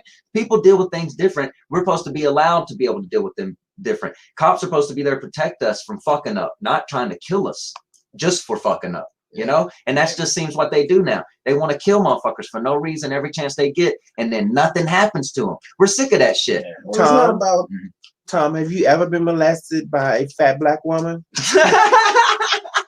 Not lately, no. You had a dick print at the last show we did, which was March 14th over at 7. Are you just blowing fans on motherfuckers? It looked like a little mushroom. No, I watched the video. When he introduced me, I could see the dick print, and then when I get off stage, his dick print is even bigger, and I'm like, I appreciate it. Tom wants this pussy, like. And then now you tell me you have a girlfriend, and I don't know. On March 14th, did you have a girlfriend then? I've had a girl the whole time. Yeah. But then when you introduced me, your exact words was, "Tab up here airing this pussy out." Do you remember that? Like that was a video. I was like, what? I was like, he paid attention because I aired the video out. Yeah. So I had to ask. That's ask. Right. And not too many white men dick prints catch my eye is what I'm saying. That's why I said I appreciate it. I got some props there. Right now, but I guess the first 2 or 3 times I saw you, I wasn't even looking for a dick print, but I guess it caught my eye March 14th. Amen. That's like the day of the shutdown. Won't he do it? Yes. That's the day of the shutdown, right? Well, the next day was the shutdown. We had a show. We were scheduled on the next show. And then boom, the whole world shut down. Then nobody's getting that day. But you know what? I actually posted that day that it's my sister's birthday. The ultimate cock block. My sister's birthday, Pisces. Shut the city down. This is my sister's birthday. And then the world shut down. I was like, I'm not doing that anymore. Right. Fuck her birthday and their birthday after that. Like I'm not even gonna do it on my birthday, which is in a couple of weeks, or your birthday in a couple of weeks. We're not shutting anything down because I speak it into existence and it happens. Now, can you guys share with our listeners a terrible date, or a terrible sex experience? Thomas, go. I'm big about smells and shit, right? So that shit will gross me out. I can watch somebody get their head blown off, but I cannot smell something gross. It fucks me up. So I went on, man, there used to be this little bad bitch that came through David's, and I don't like bad bitch. That means it's a lady. She was white. And I don't really fuck with a lot of, white bitches like that, but she was fine, and everybody wanted her, right? So, and this was, so I was like, all right, fuck it. she ended up liking me, long story short. Uh-huh. And I asked her what she wanted to do, and she was like, well, let's go to dinner or something, you know? So I was like, cool. And she picked some place. And I thought she picked it because it was like this tap house. A tap house is a place that has like It's a tap house. A tap house has like all kind of different beers, right? Okay. And she was a I drinker. was thinking the tap house was Yeah, a trap and that's house. what she was always. I just thought white people dropped the R. Yeah, okay, she but was it's a already. tap house. That's great. That's great. Sorry. I They be in there tap dancing. like, oh, okay, a tap house. You know, it's like the trap, but we Yes, be in there sorry. doing tap. Yes, Hello, sorry. you know what I'm saying? Whipping them shoes and shit. But anyway, I thought she wanted to go because the shit, you know, beer and shit. Anyway, man, this bitch orders freshwater clam. And That's a pussy smell. Well, go ahead. And that's all I could smell though. Right, that's why when I say they it's a brought pussy that shit smell. to the table, dude, it smelled like rank pussy. Yeah, Right. it smelled like So funky you didn't pussy. think it was her pussy though? You just No, thought I it didn't was know. the clam. I knew it wasn't her pussy. It just smelled You bad. felt like I it don't wasn't like her that pussy. fishy ass smell, man. Okay. I don't even like to walk by the fish thing in some grocery stores. You know how fishy it smells over Right, there? right. I don't like that shit. I don't like bad smells. Right. And so man, she's killing that shit, dog. It's like she's fucking, and the way they gotta eat them is still like, I don't like aggressive head either, where they're all like making all that spit and loogie sound. Bro, that's yeah. the Leo in us. I Because I don't like it either. Sophisticated head, yeah. bitch. If you don't give me head like a, Right, a all lady. that- yes, Okay? like- Yeah. Not a street like a what? whore. You know what I'm saying? Like a lady. Yes. Okay, don't be spitting on my dick. None of that. I don't want to hear that shit. If you Thomas, gag, bitch, Thomas. my dick will go soft. This You know what I'm saying? this was our conversation last week. I love What- that shit. So I know a lot of people do. I'm opposite. Okay, I just don't like all that shit. And so with that being said, she's fucking having to slurp every one of them fucking things down. And it's like, dude, I could barely even eat my food because I At this couldn't point, even you- smell my food. You becoming tough. Almost every bite everybody. of my food it tasted like them fucking clams to me, really, because the smell was so strong. You know how so it ruined my night. And then I was thinking, and then like she was still wanting to fuck though, because she was like, so what we gonna do? Go back to my place, your place? I was like, I had to fake a stomach ache. I was like, man, I really wasn't faking it. I kind of was, but I was just like, man, my stomach's kind of messed up. I gotta go home. Could you take me back to my car? And I made her take me back to my car. Tom. And then when I told everybody about it though, to end it, everybody was like, damn, dumbass, bitches eat shit like that because it makes them horny, apparently. Like, Yeah, it's an aphrodisiac. that's the word. Yeah, an aphrodisiac. And they were like, that's why she was wanting to go back to her place. I got a weave of this. And I was like, I wasn't about to eat that bitch's food or fuck that bitch after I smelled that all night. You need to get like a wristband with some Febreze on it or something. I needed a deodorant stick. That's what I needed. Tom. To me, it's like you said smells. Right. To me, I think you got to look like your pictures, first of all. These can't be. I don't know why people ever do pictures that aren't. Do I look like my pictures that I post? Yeah, but you post current. You post pictures that like current. From You say yesterday. sometimes. Yesterday. Like this picture was not that light skinned. Like okay, right. It's a filter. Go ahead. Yeah, filters are one thing, but when they're like years old or whatever. I showed up to this date with this girl, and she had used pictures that were years old, and she was a bigger girl, which isn't a problem. But I just wish I would have known when I got there. Right. And on top of that, I was like, whatever, I'm taking you out. I'm making this weird for you too. I don't give a shit. So, right. Yeah. So I was like, no, we're going I'll out. take a big bitch out too. Yeah. I was like, we're going out now. Yeah, we're doing it like, now, bitch. Yeah.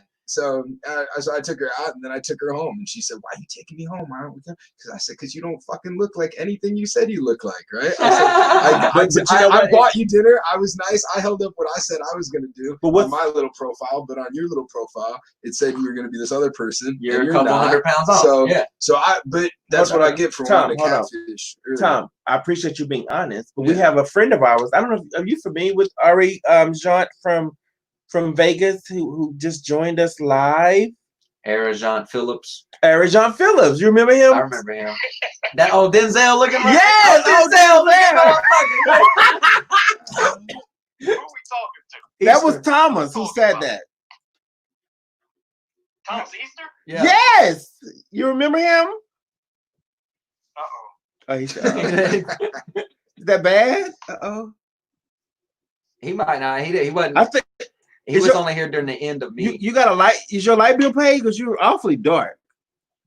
You talking about Thomas Easter? Yes, Thomas Easter. Okay, so he's back in town. Okay. He lives here now. I actually sold him his home here in Las Vegas. He gave up the van? He gave him the van. He got a whole house, 3-bedroom house.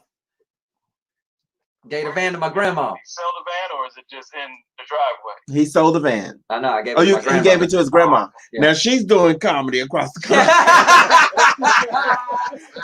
selling pussy out the van. Grandma Lee. I know some shit went down in that van, man. Oh my God. Stories about the van. Oh yeah, we was just talking about it.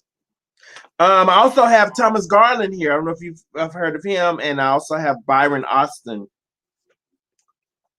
I know Thomas Garland. I know that name. What's up, Oh, man? he an old white freak, nigga. That nigga right there is a white freak. Yeah. There he is. Well, what's up? Can he see me? What's up, boy? Good to see you, brother. Good to see you, boy. Them pearly whites. Huh? That's all you see is his Yeah, that's all. That motherfucker look like my old dope man in the hood. He look like Aunt Banks. I think he left, guys. Boy, you couldn't see Banks until he looked Oh, up. we lost him. Banks was black as night. Damn, I fucked it up. It's okay. I want to clarify that too. I like dark ass black girls too. I don't. Oh, You know, wow. I've never really been with that many light skin. I kind of do want to try a light skinned girl. They're starting to look a little better to me. But I've always, since Belly fucked me up, bro. Keisha. Oh man. So hold on. I don't mean to cut you off. Byron, what's your preference?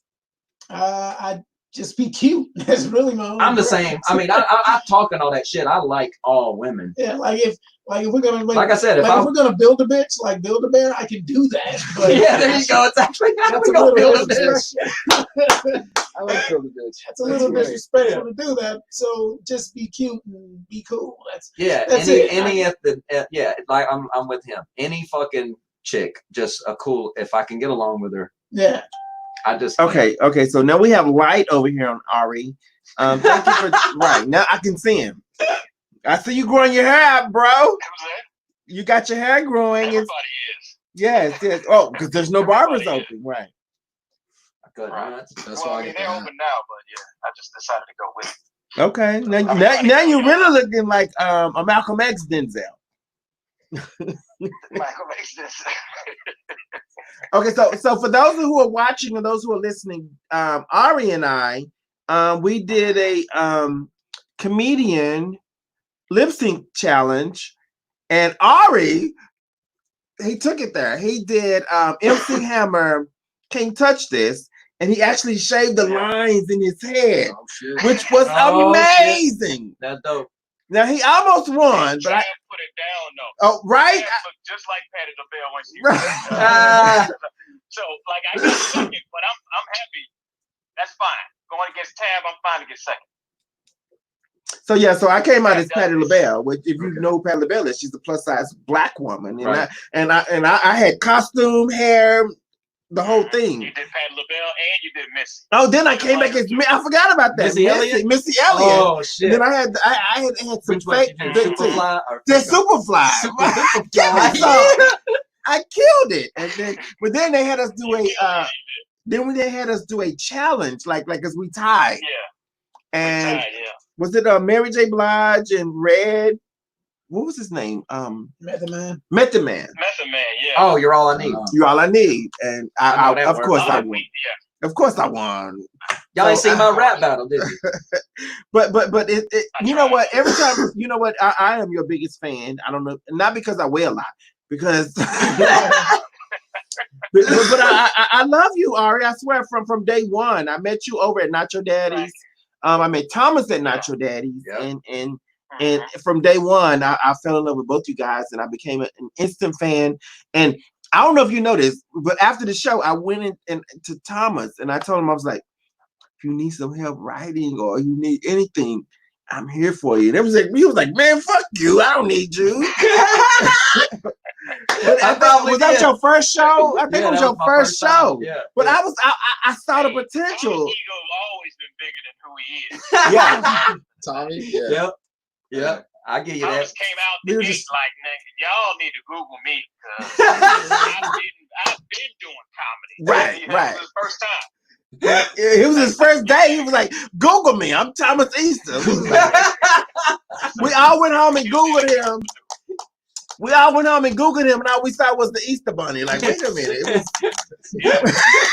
I Googled him in the sex register. Right. right. Yeah, that red dot came up. Right.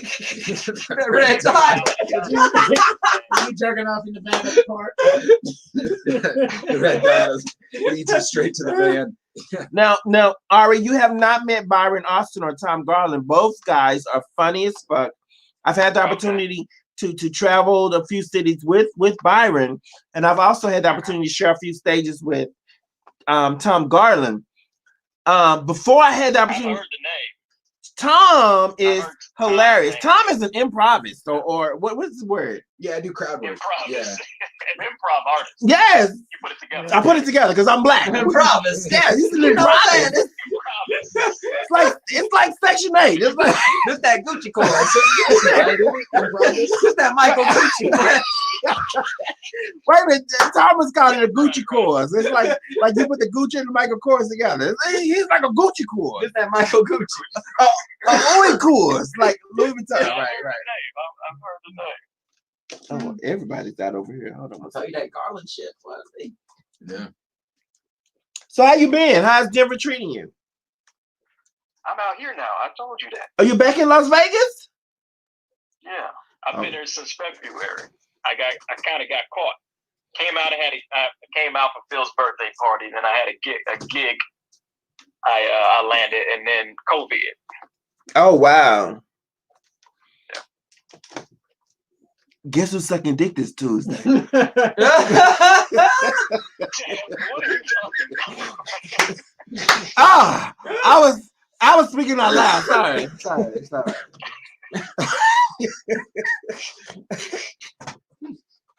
Ari's join is on the screen.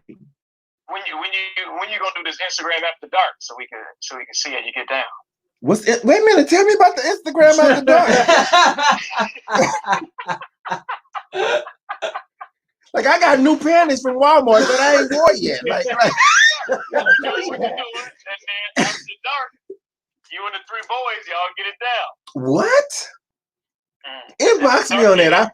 I've been, you know what? I tried to do the what's it called? Chatterbox. I did the Chatterbox. I made $1,200. Chatterbait. Chatterbait. I did Chatterbait. I made $1,200. Oh, Chatterbait. Okay. So I made $1,200. Right. But after that, I'm on there every night after that, and I don't make $0.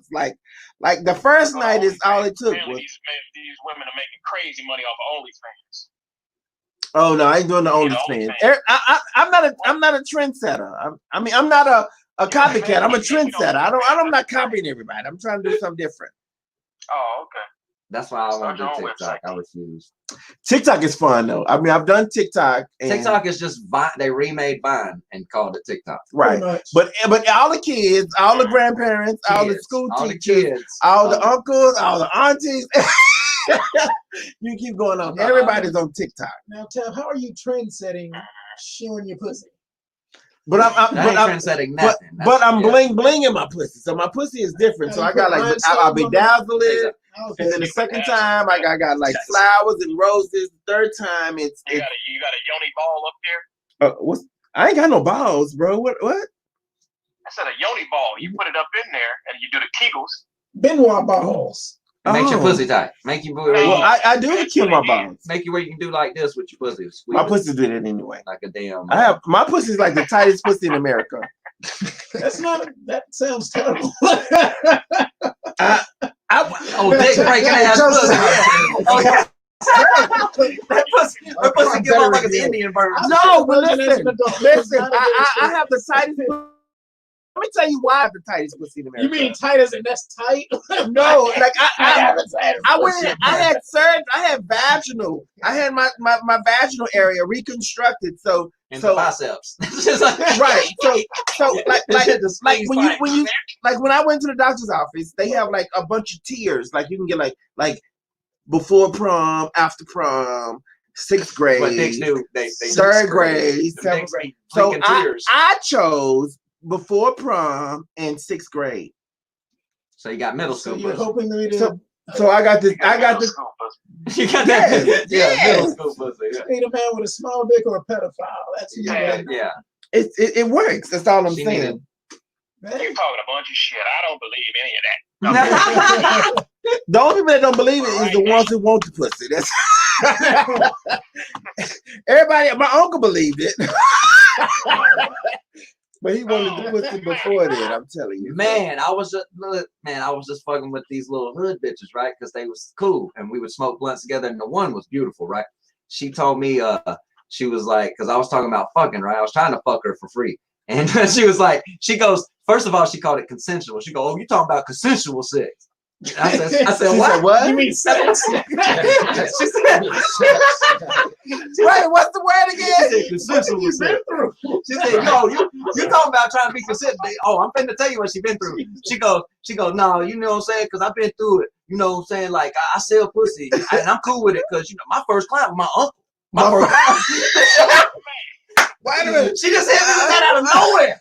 I was like, Tommy just said- like Byron. I was looking just like Byron. I was like, I was Her over first at Tommy's client? place. He said, Wow. I'm gonna go pick this girl up. I said, I'm gonna leave. And he goes, what? I said, I'm gonna go, dude. You This didn't is want to my- get robbed either. No, right? that's my relationship. That's everything. You were talking about a car accident. No, waiting to happen. she shows up with Newports and Hennessy every time. This bitch don't give one fuck. She raps Cardi B shit.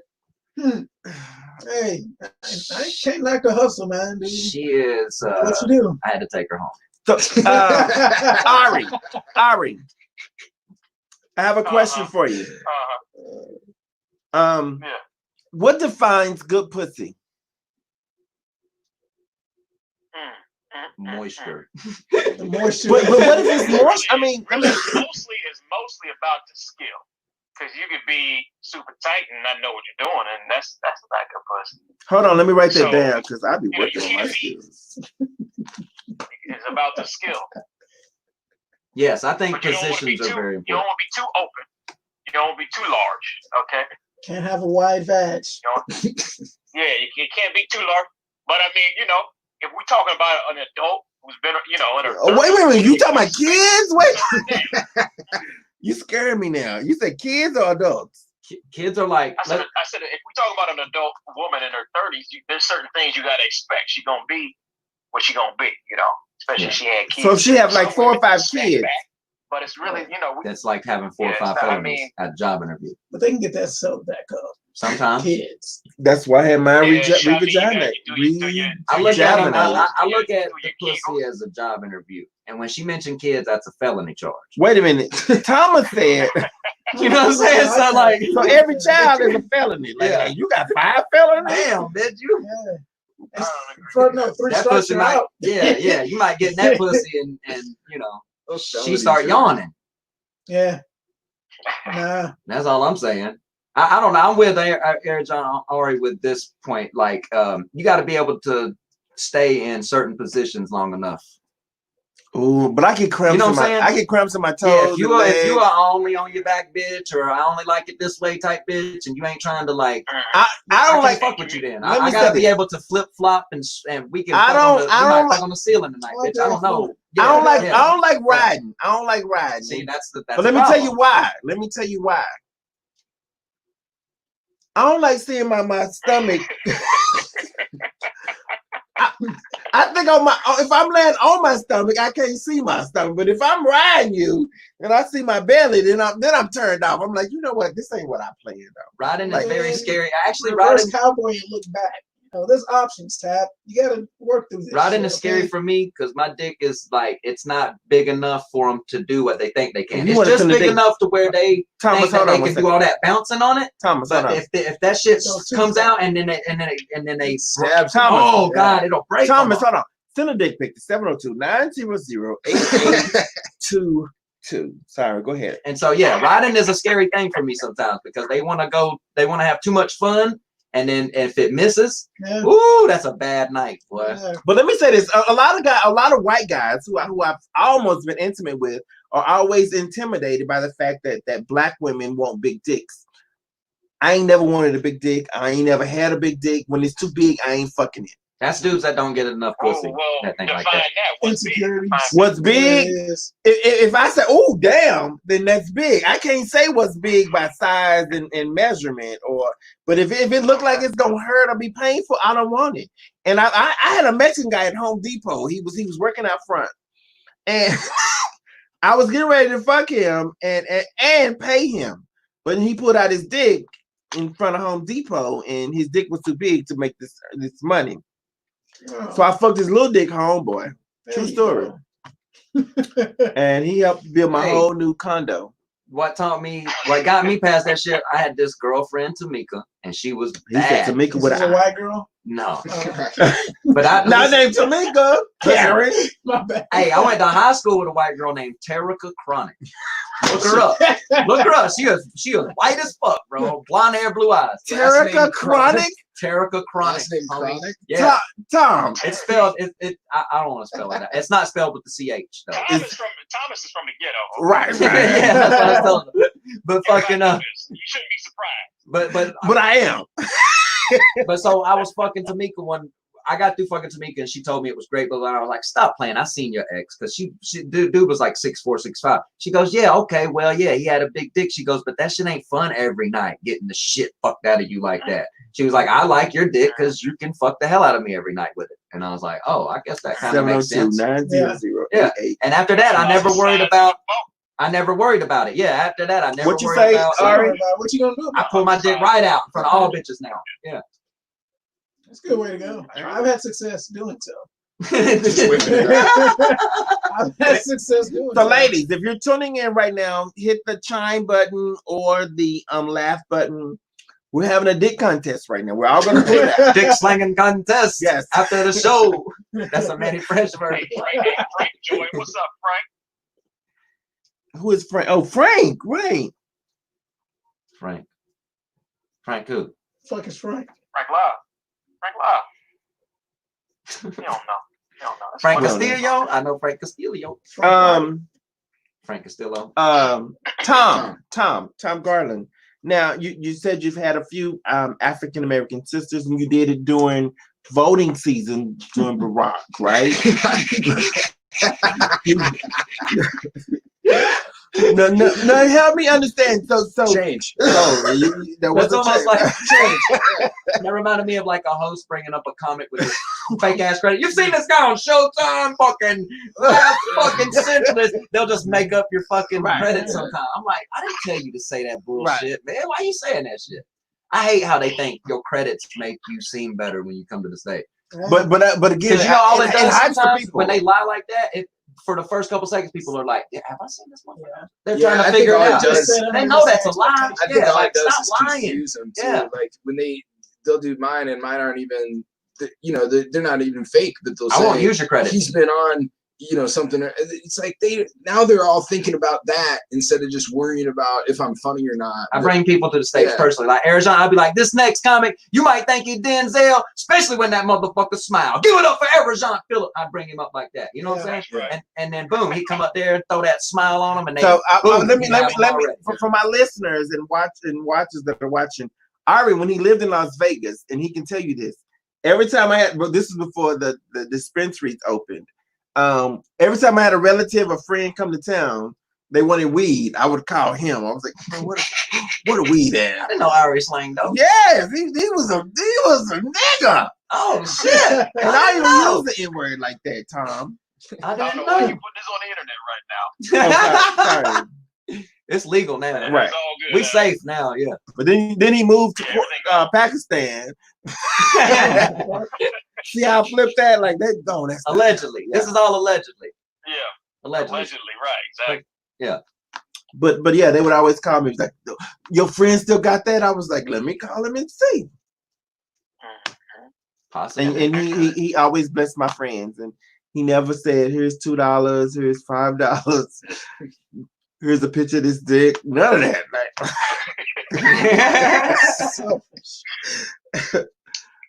that's why I fool with white drug dealers now. Who, the dispensary? Yeah, I was gonna say, what's your white who right drug? I wouldn't trust a I'll white take drug care of you, dealer on the Chad. street. Huh? Stop You acting. know what I'm saying? Yeah, I'd be like, yeah. what? You Oh, stop are you a acting. cop? Hold on, what's that? What you say? I said I took care of you. Stop acting. Oh, you did. You did. We had a good time. Yes. One of the best drug dealers I had in Austin was a white dude. He had all the shit, but he was just low key with it. Like you wouldn't know. But you Unless you know. definitely was introduced to him. Oh yeah. Like he didn't just come Yeah. up to you on the street. If a white Yeah. drug dealer tried to come up to me on the No, street no. and tell me, I'm like, man, you better get your Yeah, police yeah, ass the you fuck don't away get from your- me.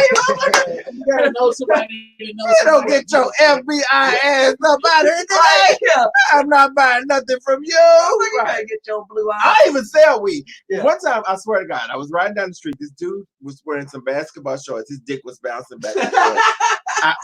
I pull over. I stop him, and I say, "Hey, say, boo, you know where to get the weed from?" And of course, I'm driving a Mercedes. He was like, you the police. I was like, how am I the police? He was like, bitches don't drive around here in a Mercedes asking for weed. I was like, okay, so you know where I get the dick from?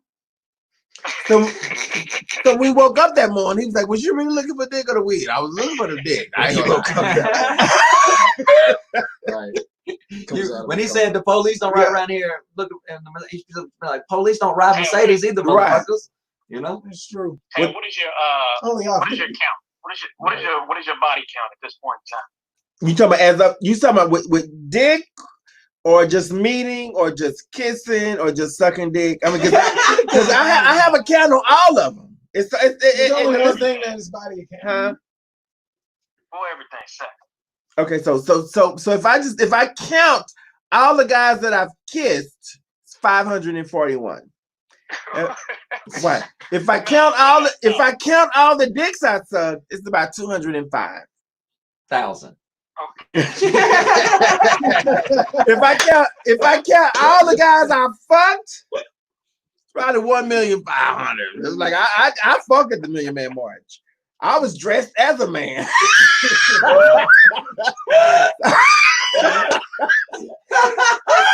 Sorry, that was funny. That was How many today? today 2. Oh, 2. You talking about right now? Like So Like- she sucked like two from- dicks at like once. from 12 midnight to now 2. Okay. With Miss Tab's basketball, the dick and the basketball shorts, it reminds me of Adam Sandler's old on his CD. He used to do this. His mom, this old Jewish mom, she'd be like, "Let mama rub some lotion on your cock and balls," right? And fucking, he would just randomly bring that shit back up to him, like, "Hey, come here, let me rub some lotion on you." You know, motherfuckers would know. And so that shit's funny. Like you just randomly, anytime I hear. Yeah, anytime I hear Tab mention basketball shorts, I know she's about to start talking about a dick print. You know what I'm saying? But all right, let me tell you about the one time I saw a dick print. So I see the person with the dick print, and I make a U-turn.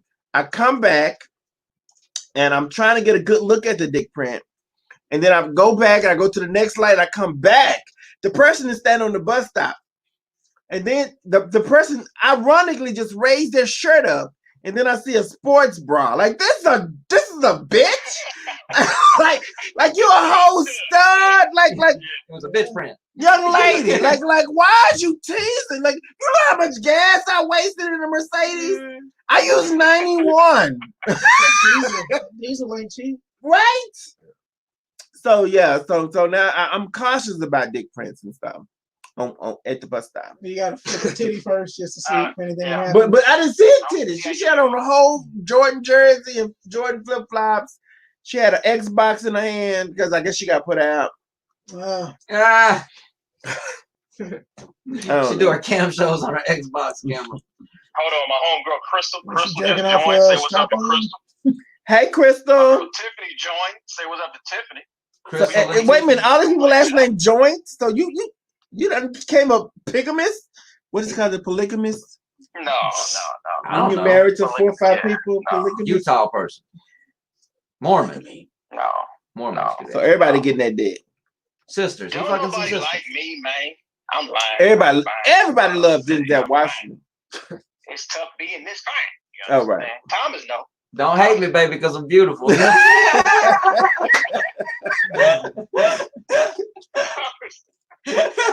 there slanging them in LA. Hey. Boy, girl, go hop on in, girl. Hey, boy, I'm slanging dick in this new house too, boy. Where you living at? Over there off MLK. He live in the hood, and I put him there. Hey, man. You already know. I live in the nice part, though. I live in the nice part. You live in a nice neighborhood. Yeah. I'm telling you. I live in a nice part of the hood. Okay. It's gated. It's across from a school and shit. And the FBI building. So ain't nothing popping off of my neighborhood. So when you hear gunshots, somebody really got shot. Exactly. When you hear gunshots, boy, that was somebody they didn't waste no bullets. Like this.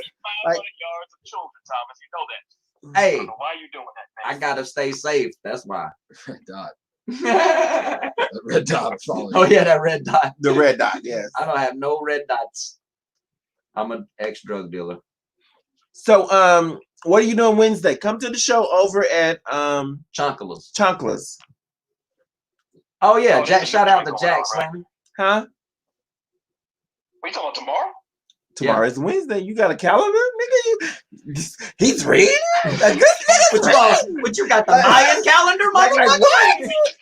You can't be throwing stuff at me a day before. You understand what my schedule is like? Nah, I'll be there. Come tomorrow, and if I can't get you on stage tomorrow, we'll definitely get you on stage the following week. Have you seen Jack since you've been back? Jack Slammy, no. Oh, well, that's his show. It's a little pussy ass Slammy show. Oh, okay. And he always wants the African. He always wants the African Black American show, pussy ass show. Hey, Jack's cool with me, man. Jack, keep it going. He's the last. He gonna always. If we get nuked, Jack Slammy will still have a show going on. He'll have a let me say this. Show. Now you're absolutely right, but also Jack is a Trump supporter. Oh, well, we need to get into his politics. What's that got to do with? I mean, fuck it. I mean, you don't fuck with my money though. That's you're right. Exactly. You're right. Yeah. Like my money's still on time. Listen, we're not asking you to hang out with Jack after the show. Just do his show. He pays. Right. I don't know if they should influence any of my entertainment. Yeah, I haven't voted since they made me a felon in 1998. So now that you're a citizen here in Las Vegas, you can vote. I don't give a shit about Las Vegas. I'm just saying. Enough to vote. Yeah, I don't want to vote. Hey, but we need your vote, goddamn it, white guy, Peckerwood. Hey, well, book me on more shows, Las Vegas. Okay.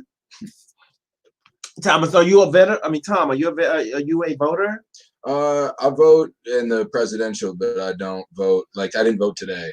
So. Okay, so voting today was important, and the votes. Not a lot of people only vote presidential. But the votes that are not presidential are the most important votes. I've heard. Well, I'm from Iowa, so in Iowa we have the caucus. You always gotta bring up the white. No, I'm just saying. I'm just saying we have the caucus, so I know it, but I just. All right, we were talking about hamburgers earlier. I'm from Hellman's, Iowa. Like every time we talk about something, we always gotta resort back to Iowa. Like. Damn, it's a Caucasian state. I mean, a caucus.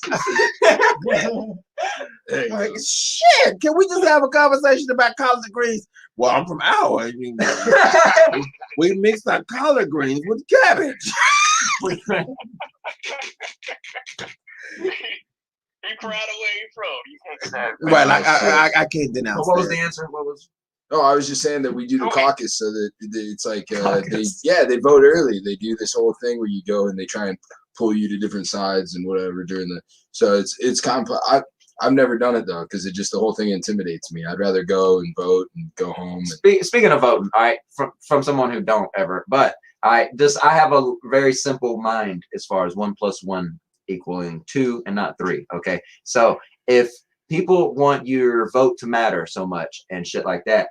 And the fucking voting things for the most part are touch screen, right? So just take a little bit more of that money and add to that touch screen information on each person you're voting for. What are we supposed to bring our fucking phone to the ballot and sit there and take that much time to look up it? Throw a couple facts or be like, if you vote for this guy, he wants to do this, this, and this. This guy wants to do this, this, and this. That would make people's vote matter more. I feel like it would be more narrowed down. It would make them actually think about it a little more. Even if you didn't know who Zuckfuck was, like Governor Fucko is, right? Yeah. But but then you read, oh, actually Fucko wants to do this, this, and this, and that's the shit I like. So I'm voting for Fucko now. Well, they put right? But you would have never voted for Fucko at first because his name's Fucko, right? So wait a minute, hold on. So Tom says they use the R and the D, which is Republican and Democrat. That don't mean shit to somebody like me. No, but I'm just saying though, if you want motherfuckers to vote, America to vote. Put some information. Put some fucking information beside an R and a D. What the fuck does that mean to someone like me? I don't know what the fuck that means. The fucking problem with the country in the first place is it's party over everything at this point. Nobody Crips gives and a shit about Bloods. America. Crips and Bloods. It's whether I've been saying it for years. And I beat this up. Can I own the libs? Can I make the Republicans look bad? It's all Crips about and being Bloods. on the women. Exactly. And no one wants to make just a simple solution. To me, that's the most simple solution. Just three little fucking things, or like just what's wrong with this dude wants to do this, this, and this. This guy wants to do this, this, and this. Yeah. Now you decide. Isn't that what a fucking vote is anyway? Like it shouldn't matter whether he's an R or a D. Don't. Yeah, well, no, people ain't realistically. People ain't going to. And then if you and so if you know that, be prepared. Preparation is the key to success, not fucking off. Just know that they're counting on you not doing any research and you still having to vote for somebody. I know, but we as a people need to fix that. There's some nerds out there smart enough to make this software. Wait a minute, hold on. All right, let me say this. Say it again, Thomas. We as the people. We as a people. That had made me moist, like bro. Like I had never heard a white man say that before. Like we as the people. Like I done heard some brothers say that. Like we as the people got to get this. Either you gonna suck this dick or Keisha gonna suck this dick. We as the people got to come together. Like I had never heard that from a white man before. So. We talking about voting, but the way he said we as the people. That's how the Constitution starts. Is it? Yeah, I think it is. Right. But it took me back. It took me back to back then. So back then. Yeah. When do we vote on a new mayor? We get a new mayor. That was today. You didn't do it. No, we didn't. So did Similac win? He's at Similac. No, today was just small offices that. See, that's another thing. I might not even. I don't really know nothing about Similac. I call him that because he took the basketball rims down. All right, that pissed me off. Right, but if motherfucker, he might have three little things that he's for that I like though. Right, and the other dude might have three whack things. So they need that shit up there, man. They need some facts on them voting screen. It shouldn't just be like this name and this name. Yeah. Well, who the fuck are these people? And then you got this whole line full of people waiting for you to get the fuck out of the way. Yeah, there's a lot of pressure when you go. Yeah, you got all these people waiting for you to get the fuck out of the way. It ain't like you can just take this shit home. Like you know what I'm. You're like. Well, then that's the whole purpose of the mail-in vote. At that point, you have the time to. Them are the ones that get lost though.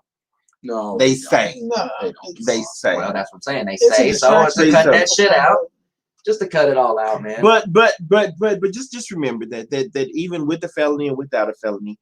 Your vote matters whether you feel like it doesn't or not. It matters, and I encourage everyone who has the opportunity to vote to vote. Now, I'm also up for nomination for Comedian of the Year for the BBW. Yes, go and vote for Comedian of the Year. Use your voice to vote, huh? Do your research before you vote. And that's a scary thing to say, just go and vote, because if you just go to vote and you just start checking names, you might be checking names that you shouldn't check. Thomas, on to me. Any random. And if every vote matters, then that's Cut his microphone off. Do that research, man. That's what this protest and shit. We're talking about me winning Comedian of the Year. You talking about just do your research, like nigga. Oh, what the hell? You cut his microphone off. Like how the fuck you just gonna interrupt my whole promo? I thought you were still. I didn't know you was on some. Okay. No, but I'm really nominated. No, you just created for comedian BBW Comedian of the Year. So, I feel you. Against who? Unell and some bitches who do church jokes, like bitch. That ain't funny. Like the Lord, you can't joke about God. So this ain't even a good win. You winning against no name. Right. Like bitch. You're going straight to hell if you joking about Jesus. Amen. I got booked on the Black Christian show. It was horrible. What's her name? I mean, I've done a Christian show. This was all And Black yeah, Christian show. yeah, like it, but I did raise money for And Edge's awareness. I thought I was being good by not cussing, but they was like, oh, like just oh, mentioning fucking, just mention it.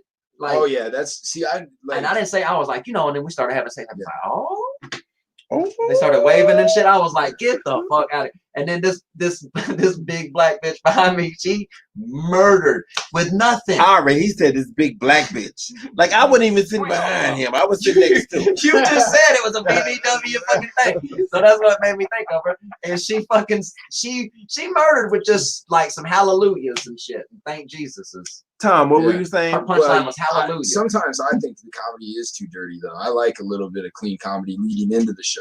Like at the beginning of the show. Oh, right? me too. The No. very, very beginning. That's why I used to when do they're saying Tyler the Lincoln intros and whatever. Peckerwood on the show. You think so? Clean comedy This motherfucker from Miracle Didn't Whip, expect that Iowa. from Tom. Yeah. all in the right. mayonnaise jar comedy. Well, that No. makes me a mayonnaise jar. That I'm the mayonnaise jar. I mean, But unless that's how the show was promoted. no, I just Okay. mean like right out the gate, like right when the That show was a gate? opens up. Oh, that was racist. Gate, like a gate code. Like He didn't say Climate, cage. you gonna get dude shot. Oh, sorry. She's like, sorry. oh, Go ahead. These are jokes, Tom. Go yeah, ahead. I know. No, that's all I had to say was just fucking. No, I feel I'm a you. Peckerwood, and That's I why like the show a little clean when it opens up. No, I used to enjoy Tyler Lincoln's show that he had up there in Summerlin. Remember that clean show? They would make the Like crepes. a little restaurant. Yeah, dude. I used to like going and doing that because it is a challenge to not Yeah. be like my dick and my pussy, you know, and all that shit all the time. So Well, I like all that, but that's supposed to be saved. Oh, for the- Tom, I don't know. For those who are watching, those who are listening, Thomas Easter and I, we done a reality show for Bravo, oh yeah, and it was the party truck. And the party truck, they wanted us to be us. They wanted us to be, I purposely comical. tanked that shit. and I'll admit it. Thomas Easter used the pussy word 216 times, which canceled the show. Like they was like, oh, we couldn't even edit. You this. know why? though. You know why? Listen, one of these little pussy ass comics out here. I ain't gonna say his name because everybody out here get butthurt. But remember, he stole my line. Right. And he wore the same fucking flannel that Yes. I posted online that day. Just went and bought this new flannel for the show. This pussy show up with the same color flannel. We both That's had on already blue. two. We had on blue flannels, right? Both of us, right? And so I was like, I told Tab, and Tab, you the one that you did it to yourself, because she goes, be Puck. I said, what? And she was like, who do you remember from the real world? And I was like, Because I Motherfucking wanted you to stand up. because that shit pissed me off because he stole my line, right? And fucking we need a driver that's gonna be down to bury a body if we need him to. That was my Right. shit. He heard us laughing about it the night that he didn't show up the day before, Mhm. and then the next day when they filmed it again because his fat ass ain't show up the first day. Then he stole my motherfucking line. First chance he got, he said that shit. And wore the motherfucking blue flannel like a fake ass pussy. So I said, fuck it.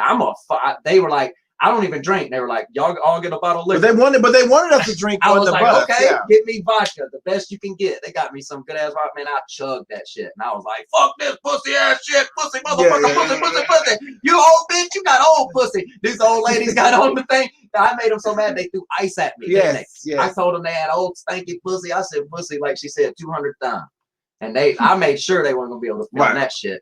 And they was like, the show was good, but that was the word. And I have a pussy. feeling that's why these little pussy ass comics don't really like the same Seven show. I don't get booked on that show because they got weak ass egos out here. And your explanation of saying why you said the word pussy And 200 that's everywhere times, though. you said the word pussy. 200 times. Comedians are It is fragile. explanation. They are fragile, Ari. You're Most right. of us are. Yes, they You know are. that. Yep. And they can't handle the way I tell them the truth. Well, I will say this in Thomas' defense: the show was fun. It we was had fun. we had an amazing time. We reconnected, or we connected with some people who we probably would have never met before. Yeah. We learned an on-camera experience that he didn't, because we shot 4 scenes, same Right. outfits in 4 days. Yeah, we So- had to so we- show up looking the same every day. So you had to see that blue fan on every Every Every motherfucking day, day. I yes. was pissed. So the anger reset every Yes, time. Every every time. So time. it was just fuel every day. I was like, this fat motherfucker. Yes, yes. But Couldn't again, have- it was an experience. We You had couldn't have never wore a red experienced one, that. or if you would have just told me you was bringing a blue one. You I didn't would have an have. undershirt on? Man, right? dog, that was the one day. I But didn't no, wear- they took our picture like Yeah. before each scene. they took our And so we had I huh? might be back later. I Okay, gotta sign thank off you. for now. I might be back. All right, thank you for tuning in. So All right, Ari. so we had Peace. to take a picture. They took our picture and we had to make sure we looked the same way each day. Yeah. And again, it was a fun experience. I mean, I Yeah. can't take that away from the guys who I worked with, which Yeah. was Thomas Easter, Alex, Alex. just Alex, He set it up. Bobby, Wayne Stotts. Bobby Stotts. Bobby Stotts, Bobby and Wayne. it was just So it was That fun. sounds like a fun group. It was That's a good fun. I can't. It was Again, fun. it It was was fun. very fun. I had a blast that night. Apparently. And then again, Lot of pussy. we met 6 amazing women who are now my Facebook friends. Oh, none of them people talk to me no more. They hated me. None of them. But we're all friends, so yeah. I don't give one motherfucker about that shit. And what was really funny was that young truck, the door wouldn't open. Remember that shit? We were trapped. We were stuck at a rest. What were we stuck? Like on the strip? We were supposed to. The show was so fake. Like Alex was written in to win, so he was gonna be the funniest. Kind of got a me, Tab, and Bobby. Get the fuck out of here. Yeah. That But he idiot, was hard. Look how big my stupid hand is. That was his best joke, if you can call it one, right? And fucking so I went down with that. Like I from day one. Although I've never been Bobby willing to wasn't sell down out, with that either. you Bobby know? wasn't down with Even that. Bobby wasn't down with that. So like I was just thinking, man, this shit just But we just made it. We made the best of it. It was fun. But like I said, everything was so fake about it. So we were supposed to have pulled up. We were supposed to be pulling up at random spots and picking up random people, and then doing a comedy, like a pop-up comedy show on them. On the bus. They thought they were just getting a shuttle from one spot to another in Las Vegas. And But then we go to like I want to say we went to like So a we comedy pulled into- club to dive bar. we finished that dive bar. That was when the our big final competition, round 3 or whatever, was at the dive bar, and that's where Alex supposedly has to put on the best show. And he got to do a set like 20 fucking times before we even got to get on stage. So all people that were there left by the time me and Tab and Bobby got on stage. And I was so drunk I don't even remember it. I swear to God, I just remember pulling up and then they taking us to. And then they filmed like giving Alex this fake money. And I remember they treated us like we were going to steal the money. Remember that? They were like so worried about Alex giving that money right back and shit. It was weird. And I'm like, he's the whitest motherfucker here. He's in a blazer and shit. If anybody gonna take the money, it's me, motherfucker. Or me. Yeah, you better be worried about me snatching it and running. Y'all can't catch me on foot. Like there's no way. So, but they were like, when he gives you the money, you give it right back. Alex was like, all right. But honestly, I think that with reality television, and that was our first reality show, and we realized that reality television isn't reality. Yeah. Because they also gave us that script. They told us what to say, what not to say, what to do, what not to do. Not to look at the camera, where the cameras were, not to look. They identified where the cammers were. And then I was like, you should have never told me that camera was there. I keep looking at it. Remember? Yeah, we kept looking at it. We were like, hey, are you there? North Cross, Georgia, bitch. You know what I'm saying? We were repping. Speaking of North Cross, my sister graduated from Meadow Creek, which is shit. Ghetto Creek. Yes, Ghetto Creek. Right. Yeah, that's every time you told me that when you were here, living here. Yeah. And I told her that. She was like, he got me fucked up. That was Bitch, that was Ghetto Creek. If he said Ghetto Creek, bitch, it was Ghetto Creek. That's exactly what we call Meadow Creek. I know where it's at. Over there in Lilbert. Tom, thank you for tuning in and hanging out with us. Yeah. You're awfully quiet. Oh, I'm sorry. I'm having the time. I'm just, I'm jumping in where I can. And you like a good hand job? I mean, you have a girlfriend. Now, would she be offended if? No, she knows I'm a comedian. She knows we're joking around. But but let me ask you this: if you did an actual hand job on me, yeah, I think she'd be offended. I think. Okay, so now let me ask you this: so with being a comedian and having a girlfriend in a relationship, is sex really as important as it is? Because I've dated guys and they were more concerned with not our sexual relationship, but with the way I hugged other male comedians. Okay, you're saying that they would get jealous that you with the comedians of you and all the dudes. Yeah. Yeah, I could see that because there's so many men, you know what I mean? And it's you're opposed to so many women. Right. Whereas like in comedy, there's only like maybe like, you know, there's a handful of women. So I interact with female comics, but then there's so many other, you know, male comedians. I could see it on the flip side where the dude gets like, because you brought dude to the last show I saw you at. We were at Slammy's, and then I could see when he pulled up, you were hugging each one of us, and he looked at me like, but you're gonna hug her, or you're gonna give her a pat on the back. You're absolutely right. And I'm glad you said that. Yeah. Because in the relationships that I've been in, the men, and I've had this conversation with you, Byron, the men who I've dated, they think that a hug to another comedian is a flirt or an invitation to they're not in our world, you know. Like I think, but even if I explain it in the beginning, they still think that that's what it is. Yeah, that's the thing though. That's the thing. Even when I date and my girl too, though, she doesn't like, you know, of course, like she doesn't like me hugging on people and stuff like that either, though. So it's like, you know, I think in general, we as comedians touch too much. In general, like we're always shaking hands and slapping each other and grabbing each other, and like the COVID and everything. You know, there's no comedians that are. The first couple shows I went back, at first thing everybody came right up. We didn't know what's up. You're hugging everybody, touching you, sweating on you, and you're like, all right, that's probably enough. But it depends. If I haven't seen the other comic in a while, I'm gonna probably, you know, like if I haven't seen you in a while, I'll come up and give you a hug, you know. But some of these comedians, I see them every other fucking day. Yeah. You know what I mean? It's the same like 8 of us at every show, and then they're, oh, it's you. I'm like, yeah, it's me. We just left one bar and went to another. It's fucking the same 8 of us. Like we're gonna say the same shit. But you know what I'm saying? But I agree with you. Yeah. I've been in a relationship where I told my spouse or my friend or my special significant other that I'm a touchy person. I'm a friendly person, and I hug comedians and comedians hug back. Yeah.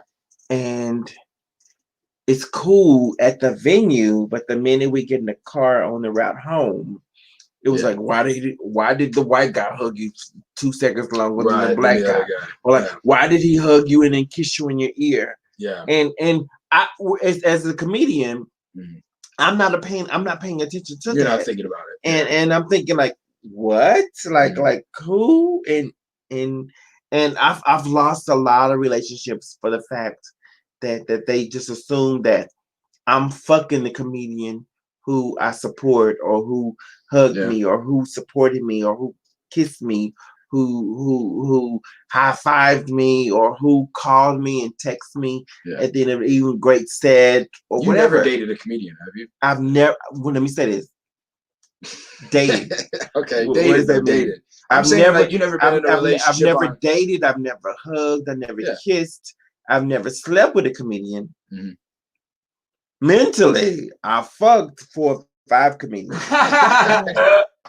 So I have to say that. You got to keep them separate. Because no, but the reason why I say that, because I tell the new guy that I'm dating that this is John, and John and I, we're friends and we work together.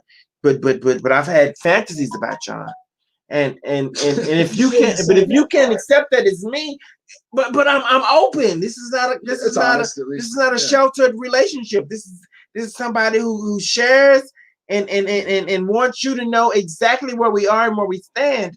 And if you can't accept that, then we don't need to be together. Yeah, I think that's probably okay.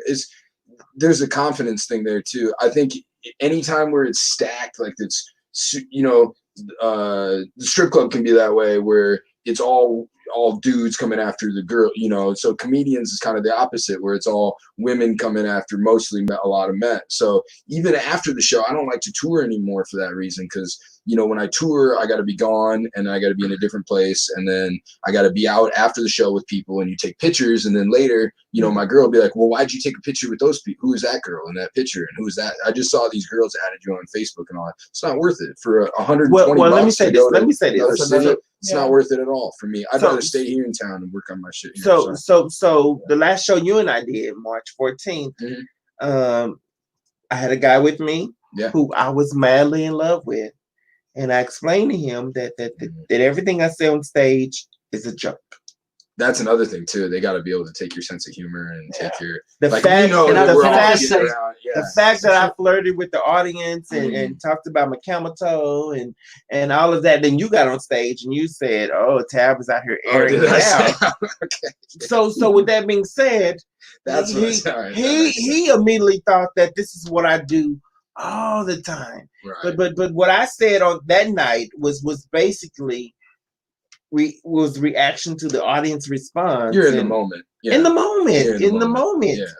And he came home and the whole big argument was you're fucking the host, you're fucking the two guys that were visiting, you're fucking the guy who you chose to film the set, which was another comedian. So, and it's not like that. And I'm not, but I explained to the guys I'm fucking.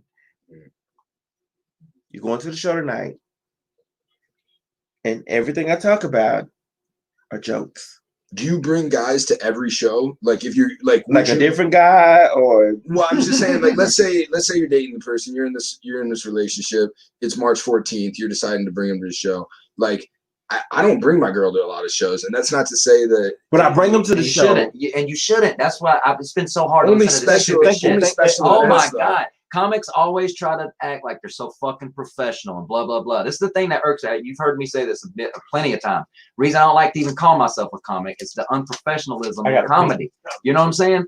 Is because if you really are a professional comic, then it's your job to be a fucking comic. You don't bring your girlfriend to your fucking job, right? Or your boyfriend, female comics. If you work, if you worked at fucking Best Buy, it ain't bring your girlfriend to work day or boyfriend to work fucking so that's day. What I'm saying. So keep the shit separate. And if that person, you got to explain to them when you meet somebody that you actually care about or think you will. Yo, I'm a comedian. And this is the type of life I live. Yeah. And you got to lay it all out for them from like all aspects, the book shows, the open mics, what it's like, blah, blah, blah. If they accept that, they accept that. Then if they decide they want to maybe come to a show one day, let them. And then if they don't, if they like it, they do. And if they don't, they don't. But the second they start giving you shit about it, tell them, look, remember to check them. Bitch, that's my job. You ain't even supposed to be there really. Yeah, you know what I'm saying? This is the only type of job where I'm fortunate enough that I could actually even bring you there. Yeah. So it's really good about that though. We're like, she knows that I'm out at the open mic. Like, why would I bother going? Of course, it's going to be grungy and bad and uncomfortable. Yeah, why would you want to be there? Why would you want to be there?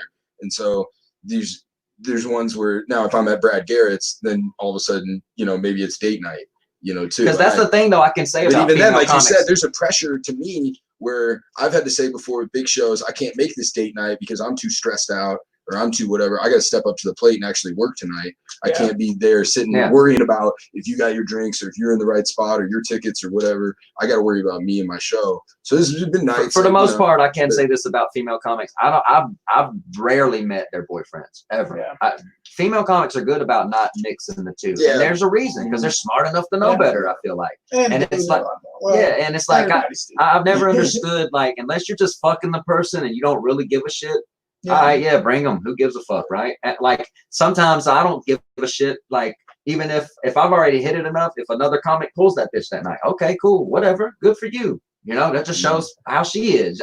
I would never come to a place and leave with another person on somebody. That's just not me, but so be it. Yeah. At the same time, if I really fuck with that person, I ain't bringing you around pussy ass comics. You know what I'm saying?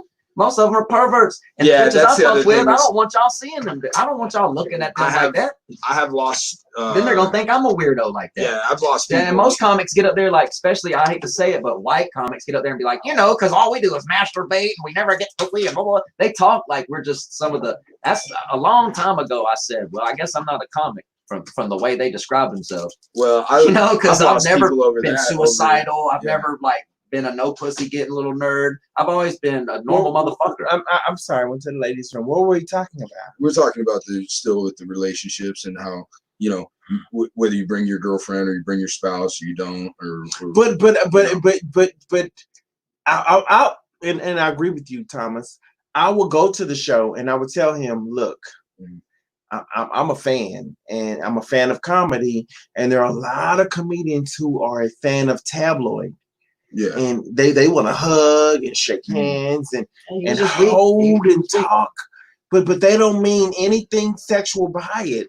And I would do this at a show, and the minute we get in the car on the ride home, they're like, "Why did he hold you for 22 seconds longer than the other guy?" Yeah.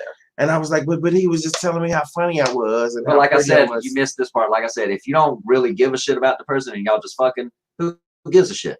Bring them. And if they act like that, then that was a weak motherfucker. Oh well, on to the next one. But if you really fuck with a person, don't bring them around. But at that point, but I'm glad you said especially that. the female comics. That's why, like I said, I hardly ever see a female comic's boyfriend or husband or anything like that because they know better.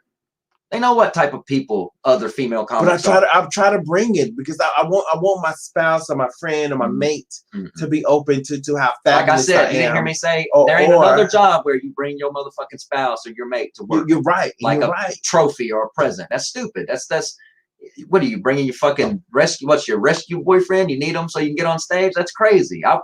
You know. What if you bomb that night and eat shit? Now he's seen you eat shit. Now he think you funny. Now the whole ride home, he think he funnier than you. And he quoting Cat Williams lines to your ass. I'm about, well, you should have said this. If you'd have said, yeah, right. You see what I'm saying? I've had that, yeah. So, but at the same time, Thomas, I agree with you in every aspect. But at the same at some point, I feel like I'm taking him and I'm giving him this adventurous tabloid moment, and I want him to know that my comedians appreciate me, and sometimes it works to my benefit. Think about it in the man's point of view. Not only did he have to hear shitty comics all night, then he had to see them hug you and rub all. That's why I was saying. Like he wants to see that shit. You'd be better off leaving them at home. Pick the show. You know, that's waiting really for you. Like pick that good. This one at Chonko's where you're the headliner. It's all about you. That's cool. That's a good one to bring somebody to. If he comes to that and he's not down with it, then he's not down. If you bring him to an open mic and it's just a bunch of creepy dudes that are all trying to fuck, well, then you just took him to a place where creepy dudes are there. So I think you got to really pick your show and say, honey, you're coming to this one. This other one is work. This one is fun. For this one, I can loosen up. I just say leave it up to the other person. If they actually ask you, can they come? I warn them. I would say warn them too. I offer to my girl almost every show. This is what you're in for. Yep. I offer to her, hey, by the way, I have a show on this date. This is what it's going to be like. This is who's going to be there. This is who's on the lineup. Yep. If you want to come. This is what type of person he is. This motherfucker, you know. Like I always have you. You know, I always have you set up with your ticket and your drinks, and I'll get your ride there and back home with me, and everything's fine. But I'm going to tell you this is going to be this way. So if that sounds boring or lame to you, or you're going to get jealous, then stay home. Because another problem I have with comics is they want to claim that they're so different from everybody until it's time to be different from everybody. Yeah, so you gotta treat her like she's a normal person, and them other little fucking weirdos that you're doing a show with are comics. But see what I'm saying? Yeah. And warn her about what type of people they are. And Byron, am I a different comedian from other women that you've heard? I mean, my subject matters are probably the same, but I think I deliver a different type of presence or a different type of I think you're funnier. I wouldn't be here. Promise. I mean, I truly do. I think like you got a great stage presence. Like there's we were. That has nothing to do with bringing a spouse to a show, though. Yeah. Whether you're good or not. I mean, I just think it's like I said, if you treat it, if it's an actual job and you think you're a professional and this is a job, then you don't bring spouses and moms and dads to fucking work. Okay. Or your dog or your cat. Go and do work and then go home. Yeah, I do bring my girl, like I said. So we just pick and choose the show. Like she comes and we make it a special thing, and I've got the confidence too, like you do, where I know I'm going to step up to the plate. I know I'm not being cocky. I just know I'm going to do well. And so I'm going to have certain shows where I know it's a nice audience. I know it, like the, Hilarious 7. I know it's set up well. Cool. I'm going to go in and rock the house, and I can bring my girl on some night where I'm just doing a guest spot at, an open mic or something that like I'm guest hosting something, like probably not going to bring her, going to leave her home. But there's been times that we've gotten into it, same stuff, the car ride home, and she's like, who's that? And what did they want? So, and she's not wrong either. Your dude's not wrong either. So that's why I came up. I give you the pat on the back. I didn't even go into the full hug because I saw our homeboy standing right behind. Yeah, they're not wrong. Y'all are wrong. Yeah. Bring him. they would have never had those questions. but- I'm just saying, right? You but feel me? Like, if you wouldn't have brought Thomas, both stop, of y'all, stop, both stop. of y'all, if y'all wouldn't have brought said person that night, you wouldn't have had them fucking questions. But coming let me right say on, this. right on. Can Right?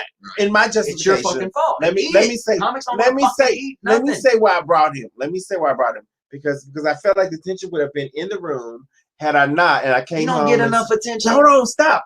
Had I not come home and said, "Oh my God, my show was amazing." He was like, "If you had invited me, I would have seen it." Secondly, I needed him to record, so he was my videography at the moment. So I'm using You did it him to yourself. Like I said, essentially. you did it to yourself. No, What that's part of that do actually you not understand? One of the advice I give people is if you're gonna bring somebody, sometimes give them a job to do. So if you gave them the camera, at least he had something to do. So much of comedy's hanging out. There's so many hours and hours of hanging out, and it can get really boring. And we're so into it because we get high off of it, you know. Yeah, but everybody they else hates that. But shit. yeah, they she hate didn't that get on. shit. They So wasn't on stage they getting weren't loud. on stage Yeah. getting high, so you got to give them something else to do. So even like that's why I said like my girl, I'm like, if you come to the show, like obviously I'm picking up the tab because there's nothing for you to do but sit there and drink. Yeah, when I- He's picking up a tab. When I first moved out here, my brother he used to come to all the open mics. After about a month or so, it's like, "No, I'm not going to them shits no more." It's like, there's no point. Right. Yeah, Right. they're horrible. Yeah. Yeah. The open mics, I've had friends, family, coworkers that you want to talk about ruining stuff. Oh, you want to? Yeah, you Yeah. want to end a fucking Oh, man. friendship? Take them to a shitty Friendships, open mic. people like Yeah. cousins of mine, people that Let one of come these up and open stuff. micers get out there with their hot opinion. Well, the sad thing is then that's This the is worst. what black people need to do. That's the worst. Then the guy comes up and hugs you, and he's like, "Hey, buddy, old pal, you know we're just comedians, right?" And it's like, "No, I just heard the shit you said up there. I'm not down." There's a gap too between. But Open what mic and I do showcase applaud and are those comedians who identify and point out the fact that I didn't like the joke. I was offended. It offended 2 or 3 people in the audience. Yeah, you like us, but not them pussies. Like the people who matter. All right. Like I was telling Tom. That's why a I good said you example lead in. is I had a kid get mad at me one night because he got off stage and he come up and he told me, he goes, "Get ready, man, because that crowd ain't good tonight." I go, "Really? Are they sitting in seats looking at the stage?" Yeah.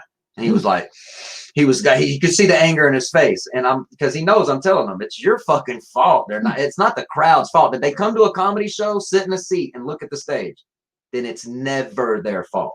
I can't stand when weak ass comics say that shit. That's a weak ass comic shit. Yeah. Oh, it was a bad crowd. Really, motherfucker? Did they pay their money, sit in a seat and look at a stage that night? At a comedian. Supposed to be a comedian on stage. Yeah. So it ain't fucking their fault. You know? But you let comics tell you, there's some comics that'll get it even on, shows and shit, be like, "Yeah, man, there's bad crowds." Okay, man. Maybe in bars, like I said, bars when people are in their neighborhood bar having a beer and then some shitty open micer starts blasting a loud speaker and telling them, "All right, everybody, shut the fuck up because we're doing you're just telling a random bar full of people to shut the fuck up, dude. Yeah. You think that's gonna start well? I don't like hostage comedy. I can't stand that shit. That's No, LA like comedy, and a hostage. lot of the mics in LA are just all of a sudden, Mel's. They used to have a mic at Mel's Diner. You think them people at Mel's Diner knew that there was going to be a mic there? It's an ambush. It's ambush comedy. Hell yeah, it was horrible. It was the worst mic in LA. Them idiots out there used to say it was a good mic. You're fucking crazy. No, I don't like that stuff. It was in between dinner tables. Yeah. So stuff like that. And then I too. watched 2 comics get mad at a family that didn't give didn't appreciate people yelling right beside them. So one of the shitty comics goes, "I'm just gonna point my ass at y'all the whole time." He turned his ass towards them people and did his set.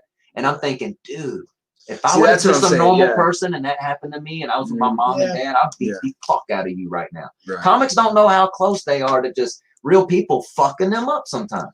Yeah. Because they think, "Oh, I got a microphone and I'm a little fucking entitled prick on stage." Okay, buddy.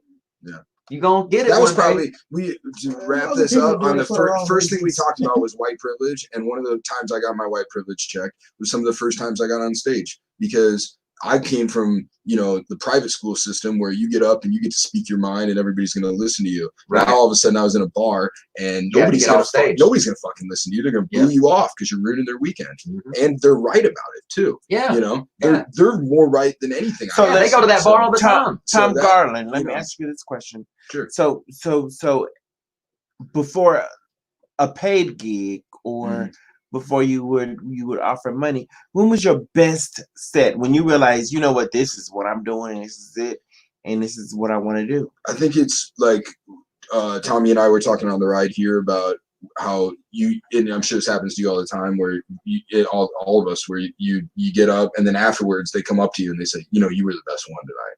You know, you were really the best one. And then you're like, yeah, because you shrink and you don't want to take that on. But then they pull you aside and they go, no, really, that was really that good. And that's when you start, you know, the hair on the back of your neck goes up and you think, I can do this. And then you realize there's no money or structure to it at all. And you can't. But you know, but we keep trying, right? We keep coming back, right? And we're addicted to it because it gets us high. Yeah. And what makes us insane. Yeah. Tom, same question for you. Mine was shouts out to Scratch, Phil Scratch Cummings, believe it or not. With a K. I left. It was the first time I left Vegas and went home. I hadn't been on stage in like 6 or 7 months, and Scratch hit me up and said, "Hey man, I'm putting together this Florida show down here, bro. And if there's no pay, but if you'll do the show, I'll get you tickets to Daytona 500." And I was like, "Fuck yeah, I'm down." It was pit passes too. We were in the middle of the racetrack and shit. And that first show down there, it was the first time I really had the Uncle Worm story like complete. And I had a good ending to it, and man, it just really nailed in those biker bars in Florida. And I just like you, like every show, people would pull me to the side and be like, "Dude, you were funnier than the headliner." And that's too like, when it starts to happen is when you're in a biker bar. To me, is I'm out of my element. So anytime too I kill and I'm out of my element, then it's like, all right, that was really good. You know, too. Like anytime I get that I'm going to do well at a comedy club. Right. But when I'm outside the comedy club and I do well, I'm like, okay. Oh, like when I murdered Long Beach that night. Remember that shit? Yeah. That shit was. They listen to what these DJs did. See, black DJs try to fuck you up sometimes. They tried to bring me up to like Nelly, Shimmy Shimmy Cocoa Puffs, like I didn't know it or something. They brought me up to the beat. Yeah. You know what I'm talking about? I grabbed that microphone. I was like, "I'm a sucker for cornrows and manicured toes," and them motherfuckers went crazy, boy. It was it. I had the whole crowd, son, and I fucked them up. When I was doing that Uncle Worm story, them motherfuckers was about to fall over. But it's crazy how that shit will work in both rooms. But yeah, that was my show right there. Them shows in Florida. I remember coming back from Florida. The whole ride back from Florida, I was smiling from ear to ear. So Thomas, no disrespect to you, but I remember when I first met you. You did a show over at Nacho Daddy's, and I put you to the side. And I was like, "Bro, hit me up. You are funny. I see the potential. Here's my number. Call me. I'll help you write, and I'll help you structure your jokes." Right. And he didn't call me. But it was cool. It was cool, but I felt like I did touch you, or because I think I want to say it was your first night at Nacho Daddy's. It was my first time. I had done like Hard Hat Lounge and shit. I'd done open mics. It was my first. That was supposed to have been like a real show or something, right? Yeah, it was like my first show. But I was so. It was kind of like that Mel's Diner thing. But I was so impressed with you, and I saw the potential in you, and I was like, "Oh my God, this dude, he has it." And not only did I want to be his friend, I wanted to pick his brain, and I wanted to help him structure his material. He wasn't having it.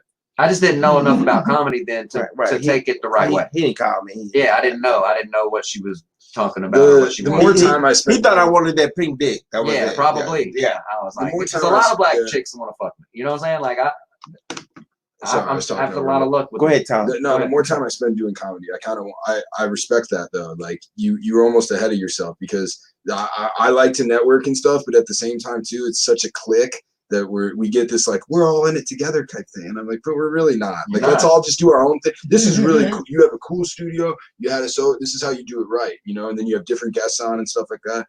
But sometimes people want to do everything with you, and they're like, now it's me and you, and I'm like, no, I'm not in a band. You know, I'm just one. I'm one act. I'm a one act man. I want to be able to go when I go, or like I said, decide when I bring my girl and when I don't, and other stuff like that. I don't want to always be in this clique that has like, oh, well, we're all bringing tonight's the night we all bring our girlfriends. Tonight's the night we all do this. I'm like, nah. See, now I'm in a band, and you didn't know we all golf on Thursday. Yeah, see, and that's I do this show because we all golf on Thursday, right? And it's not because of how funny I am on stage. Yeah, so the more I do it, sometimes I'm standoffish and whatever, but I just once I get to know somebody, then I'm like, all right, I'll do whatever.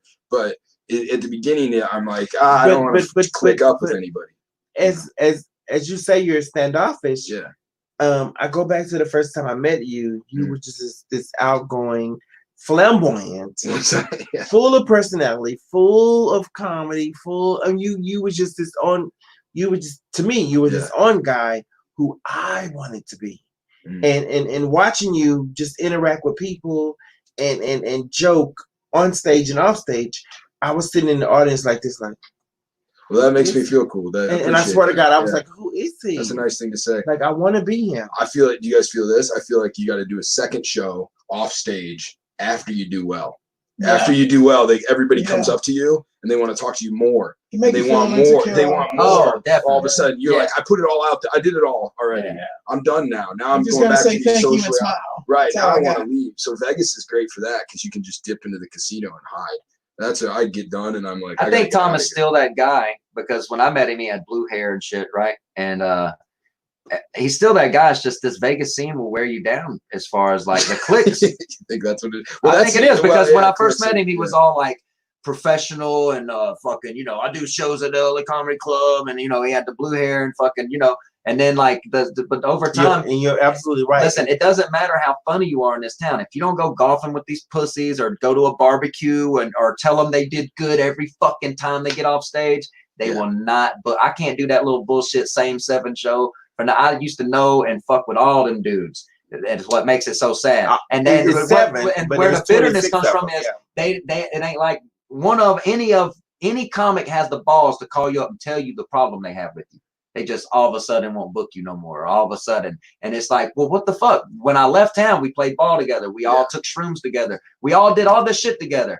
I come back and it's this like, oh, you didn't know we don't do this, this, and this because of this. And that's why I liked being a road comic for so long. I was, because I was just all by myself all the time and I could just go and do whatever I wanted. Or you said you guys went together couple runs or whatever. I'll take one person I like with me and then I'll go. And then I have a great time. But it's anytime I have to get, and I did it to myself. I left the road and said I wanted to settle down. I wanted to meet a chick and I want to get, in a place where I can do comedy in the club all the time and not in biker bars and stuff like that. Right. So, I took the hit to get off the road and then come into club comedy. And club comedy is a lot of clicks and it's a lot of hanging out again. And that's a lot of time. You see so much time. You spend 10 years. You didn't know I'm a photographer. Oh, really? So if you'll take our pictures, we'll give you spots. Mm-hmm.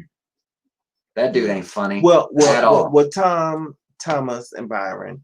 We'll end it here, but I will end it with the fact that I'm probably your guys' biggest fan. Thomas, from day one, I'm a fan even of you, when I came to you and I told you that I want to help you, I want to listen to you, I was a fan then because you had stories.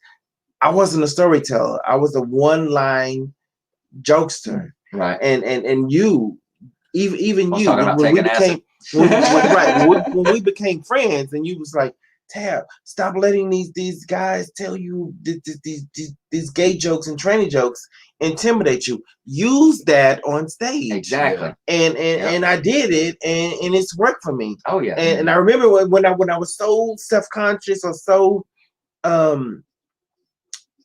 intimidated, I wouldn't use them. And we have walls when we start. We all have walls that we put up. And it's some of that society. Some of it becomes from friends and family and relationships too, where they say, you can't, like you said, the guy comes home, you can't say that while you're up there. Exactly. And you're like, but I'm not being me, I'm being Tab. And when I'm Tab, I'm extra and I'm excited and I'm like, it's me under a magnifying glass. You don't get it.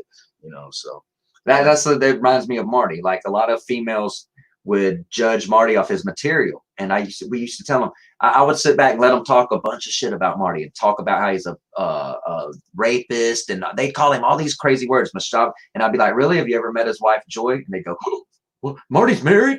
I'd be like, yeah, actually, for 20 years. And then they'd talk shit. I'd be like, yeah, and she's black, by the way. Wow. Oh, it would bury him every time because they would just based off his material, they would think he wanted to fuck every one of them. He wanted to do this, and he was a creepy old man. It's like you're so far from some of that. You're so far from what Marty is that you have no clue. But again, with you coaching me, you teaching me, I probably had more experience than you, but you gave me so much knowledge and so much experience and so much self-conscious that it worked for me. And you was like, fuck him, fuck what he's saying, fuck what he's doing. Go on stage and talk about what he's talking about. Yeah. And if you hit him with that, then nobody else can say anything. Yeah. And it was I swear to God, it was at that moment that I took that information. Yeah. And again, I never took any information that somebody gave me. I never denied it or never pushed it back. I took it and I took it and I applied it. Yeah. I applied it. Well, it comes from like having freckles and white skin around all my black friends I grew up with. So there would be times when I got called wigger and fucking wannabes and all that bullshit. That's Okay. So and that I would get called all those names. I just wanted you to. And I used to let that shit affect me. You know what I'm talking about? I would like try and fight people, and then one day I was just like, man, fuck it, whatever. Tom does not know what the wigger is. Whatever, pussy. You know what I'm saying? Yeah. Like I would just, Tom, you know what the wigger is? Once I shook it. Yeah. Once I shook it, it's like a girl who wears a wig. wig her. Right. But if it's synthetic, she's a wigger. But if it's they still call me that shit on she's Periscope. a wigger.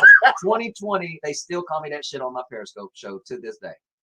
They tell me you're not black. Fucking stop rapping. You're a disgrace. All types of. Someone just told me the other Monday's show Monday show. You're what's wrong with America. Thomas, let me say this, and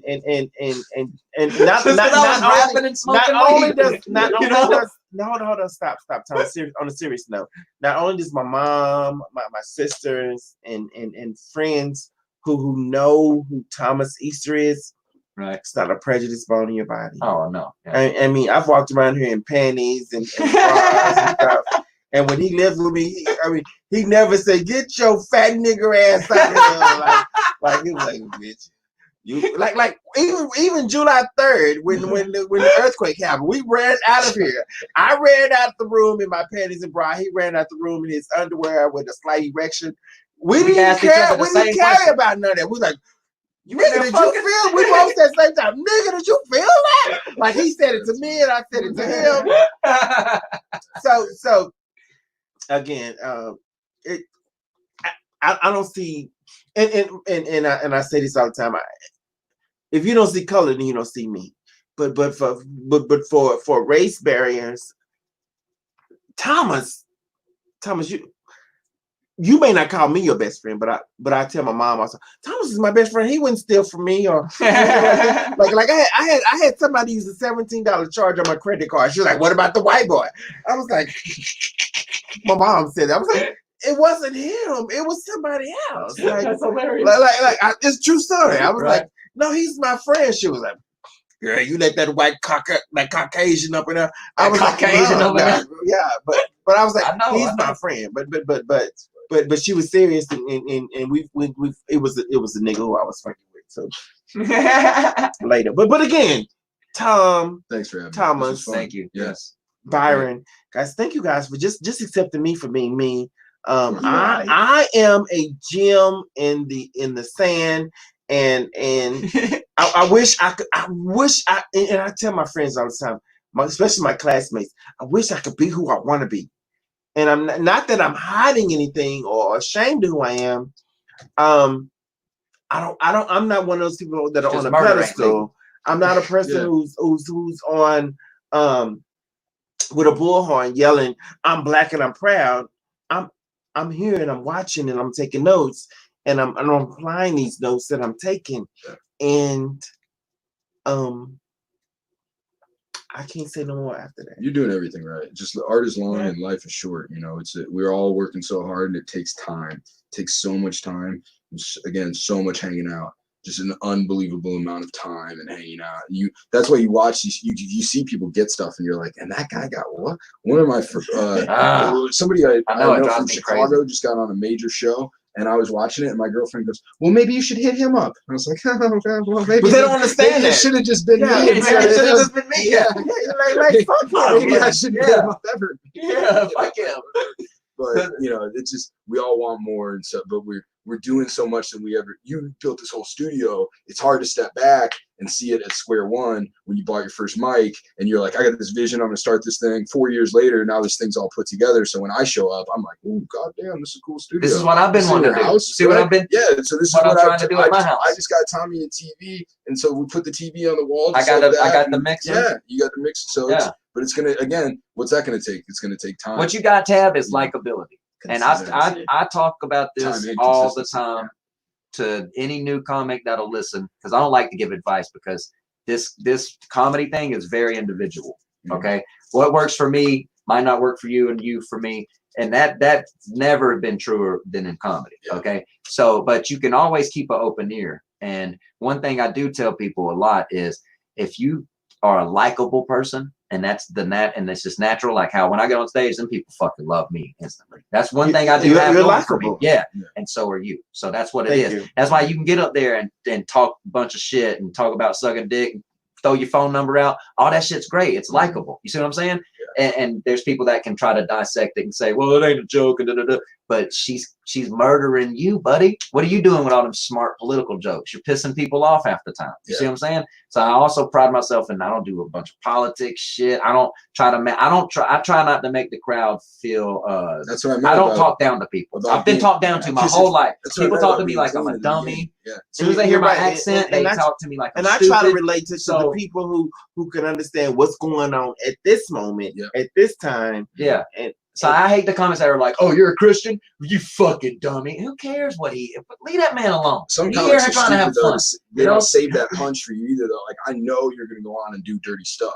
So if I go on, that's what I'm saying. If I go on clean before you and I do 10 minutes clean, and then I bring you out, and then you say, I'm going to suck your dick, then it's so much more powerful. Yeah. Now we're kicking ass together, but nobody here wants to work together like that. It takes a veteran comic to know that. That's the problem with this scene. These guys don't leave Las Vegas. That pussy Gooch, all these so-called headliners, they don't fucking lead this town. He's talking about Brandon. They can't fucking headline. They can't headline outside of Vegas. John Hilder can't headline outside of Vegas. He's a white guy. None of these pussies can headline. If Skills Hudson shaved his fucking head, black guy, bald head. You see what I'm saying? Like, they're not really the professionals they think they are. But this town holds these motherfuckers up. And if these are your so-called top comics and leaders, this is going to be a horrible scene for a long time, bro. I'm just saying. None of them have the smarts to say what Tom just said. About, if you know Tab going to get up there and talk about sucking dick and all that shit, of course, clean your shit up a little bit. That's going to make her stronger that night. She the headliner. Right. You're going to have another show where you a headliner. Let her get her fucking shine on. Nobody wants to play. Everybody claims their team sport like that when they get that mic shown in front of their face. They want to give them Joe Rogan answers, right? Yeah, but behind the scenes, exactly. Yeah, behind the scenes, it's every man for himself. I'm not here to hit singles and get in a position to score. No, it depends on the show. If I'm in the comedy club, I'm trying to play for the team. If I'm on the showcase, the showcase is every man for himself. 100%. Fuck yeah. But there are times when, especially like if you want, that's one thing I'll say about Marty's again is us as Marty comics, if we seen each other outside of Marty's at a show, if we were all three booked on a show or four of us were on a show, man, we brought it that night. We represented. We let them know after the show. We go to Marty. Hold on. The key word, Thomas, is we. Yes. There's so many comedians who get on the shows and feel like, oh, I killed tonight.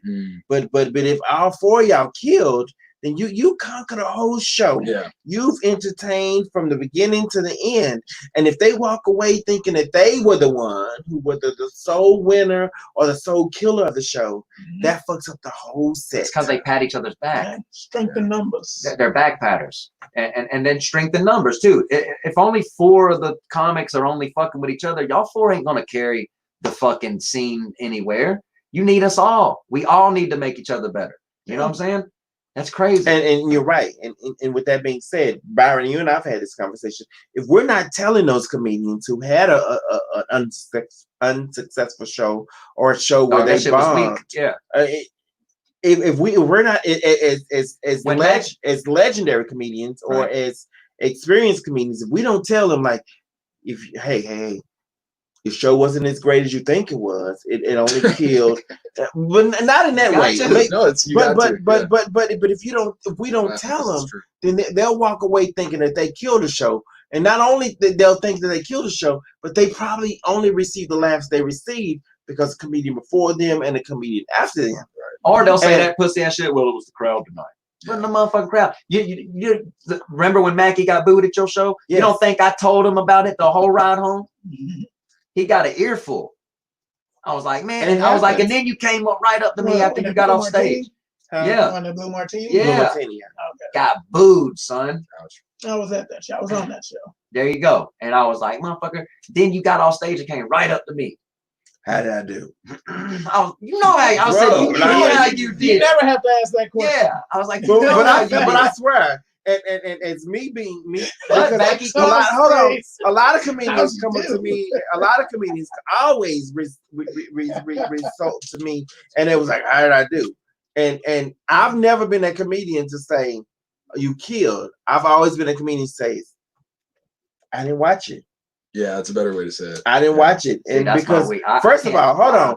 But no, I'm not gonna lie. But at the same time, I don't really watch other comedians. If I'm hosting the show, Yeah. I'm interacting with the audience. I'm interacting with my next set. I'm hearing one or two jokes of yours that I can react on Yeah. stage.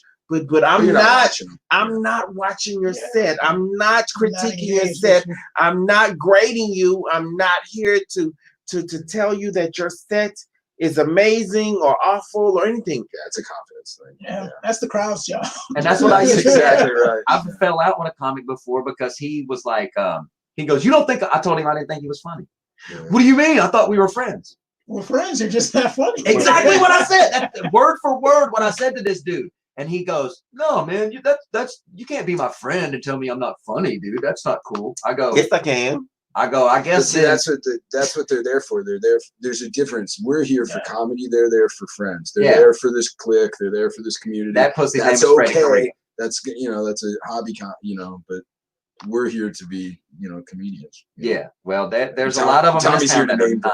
drop. You I don't give a fuck. got man, anybody because else this- who want to air it out? Dude, they, That's- these pussies, they that's already everybody shut I me know, down. dude. But They Thomas, already shut me down. Thomas He Easter, doesn't let have me any say this. bridges left to burn. What I've always hold on, guys, I'm sorry. Tell me to What fuck off. Thomas Easter, what I've always applauded about you and what I've always admired about you is the fact that you didn't give a fuck what nobody said, what nobody did, whether you got a gig or whether you didn't have a gig. You was still Thomas Easter. I'm always be. I And- felt like but him. but hold on. But at the same time, 2011, 2012, when I moved to Vegas, I worried about what they thought about me. I worried about what they said about me. And not having a car, being homeless, and traveling to these comedy shows and catching a bus. And I had one comedian stop me at a bus stop one time. 1 a.m. in the morning. He says, "Which way you headed?" And I said, "I'm headed downtown so I catch my bus to home." He says, "Oh, I'm not going that way." And that bothered me. That you weren't friendly enough to let a female, a woman, get in your car, and give her a ride. give her a ride to Yeah. safety. Right. Yeah. Now, not that I was in danger or anything, Yeah.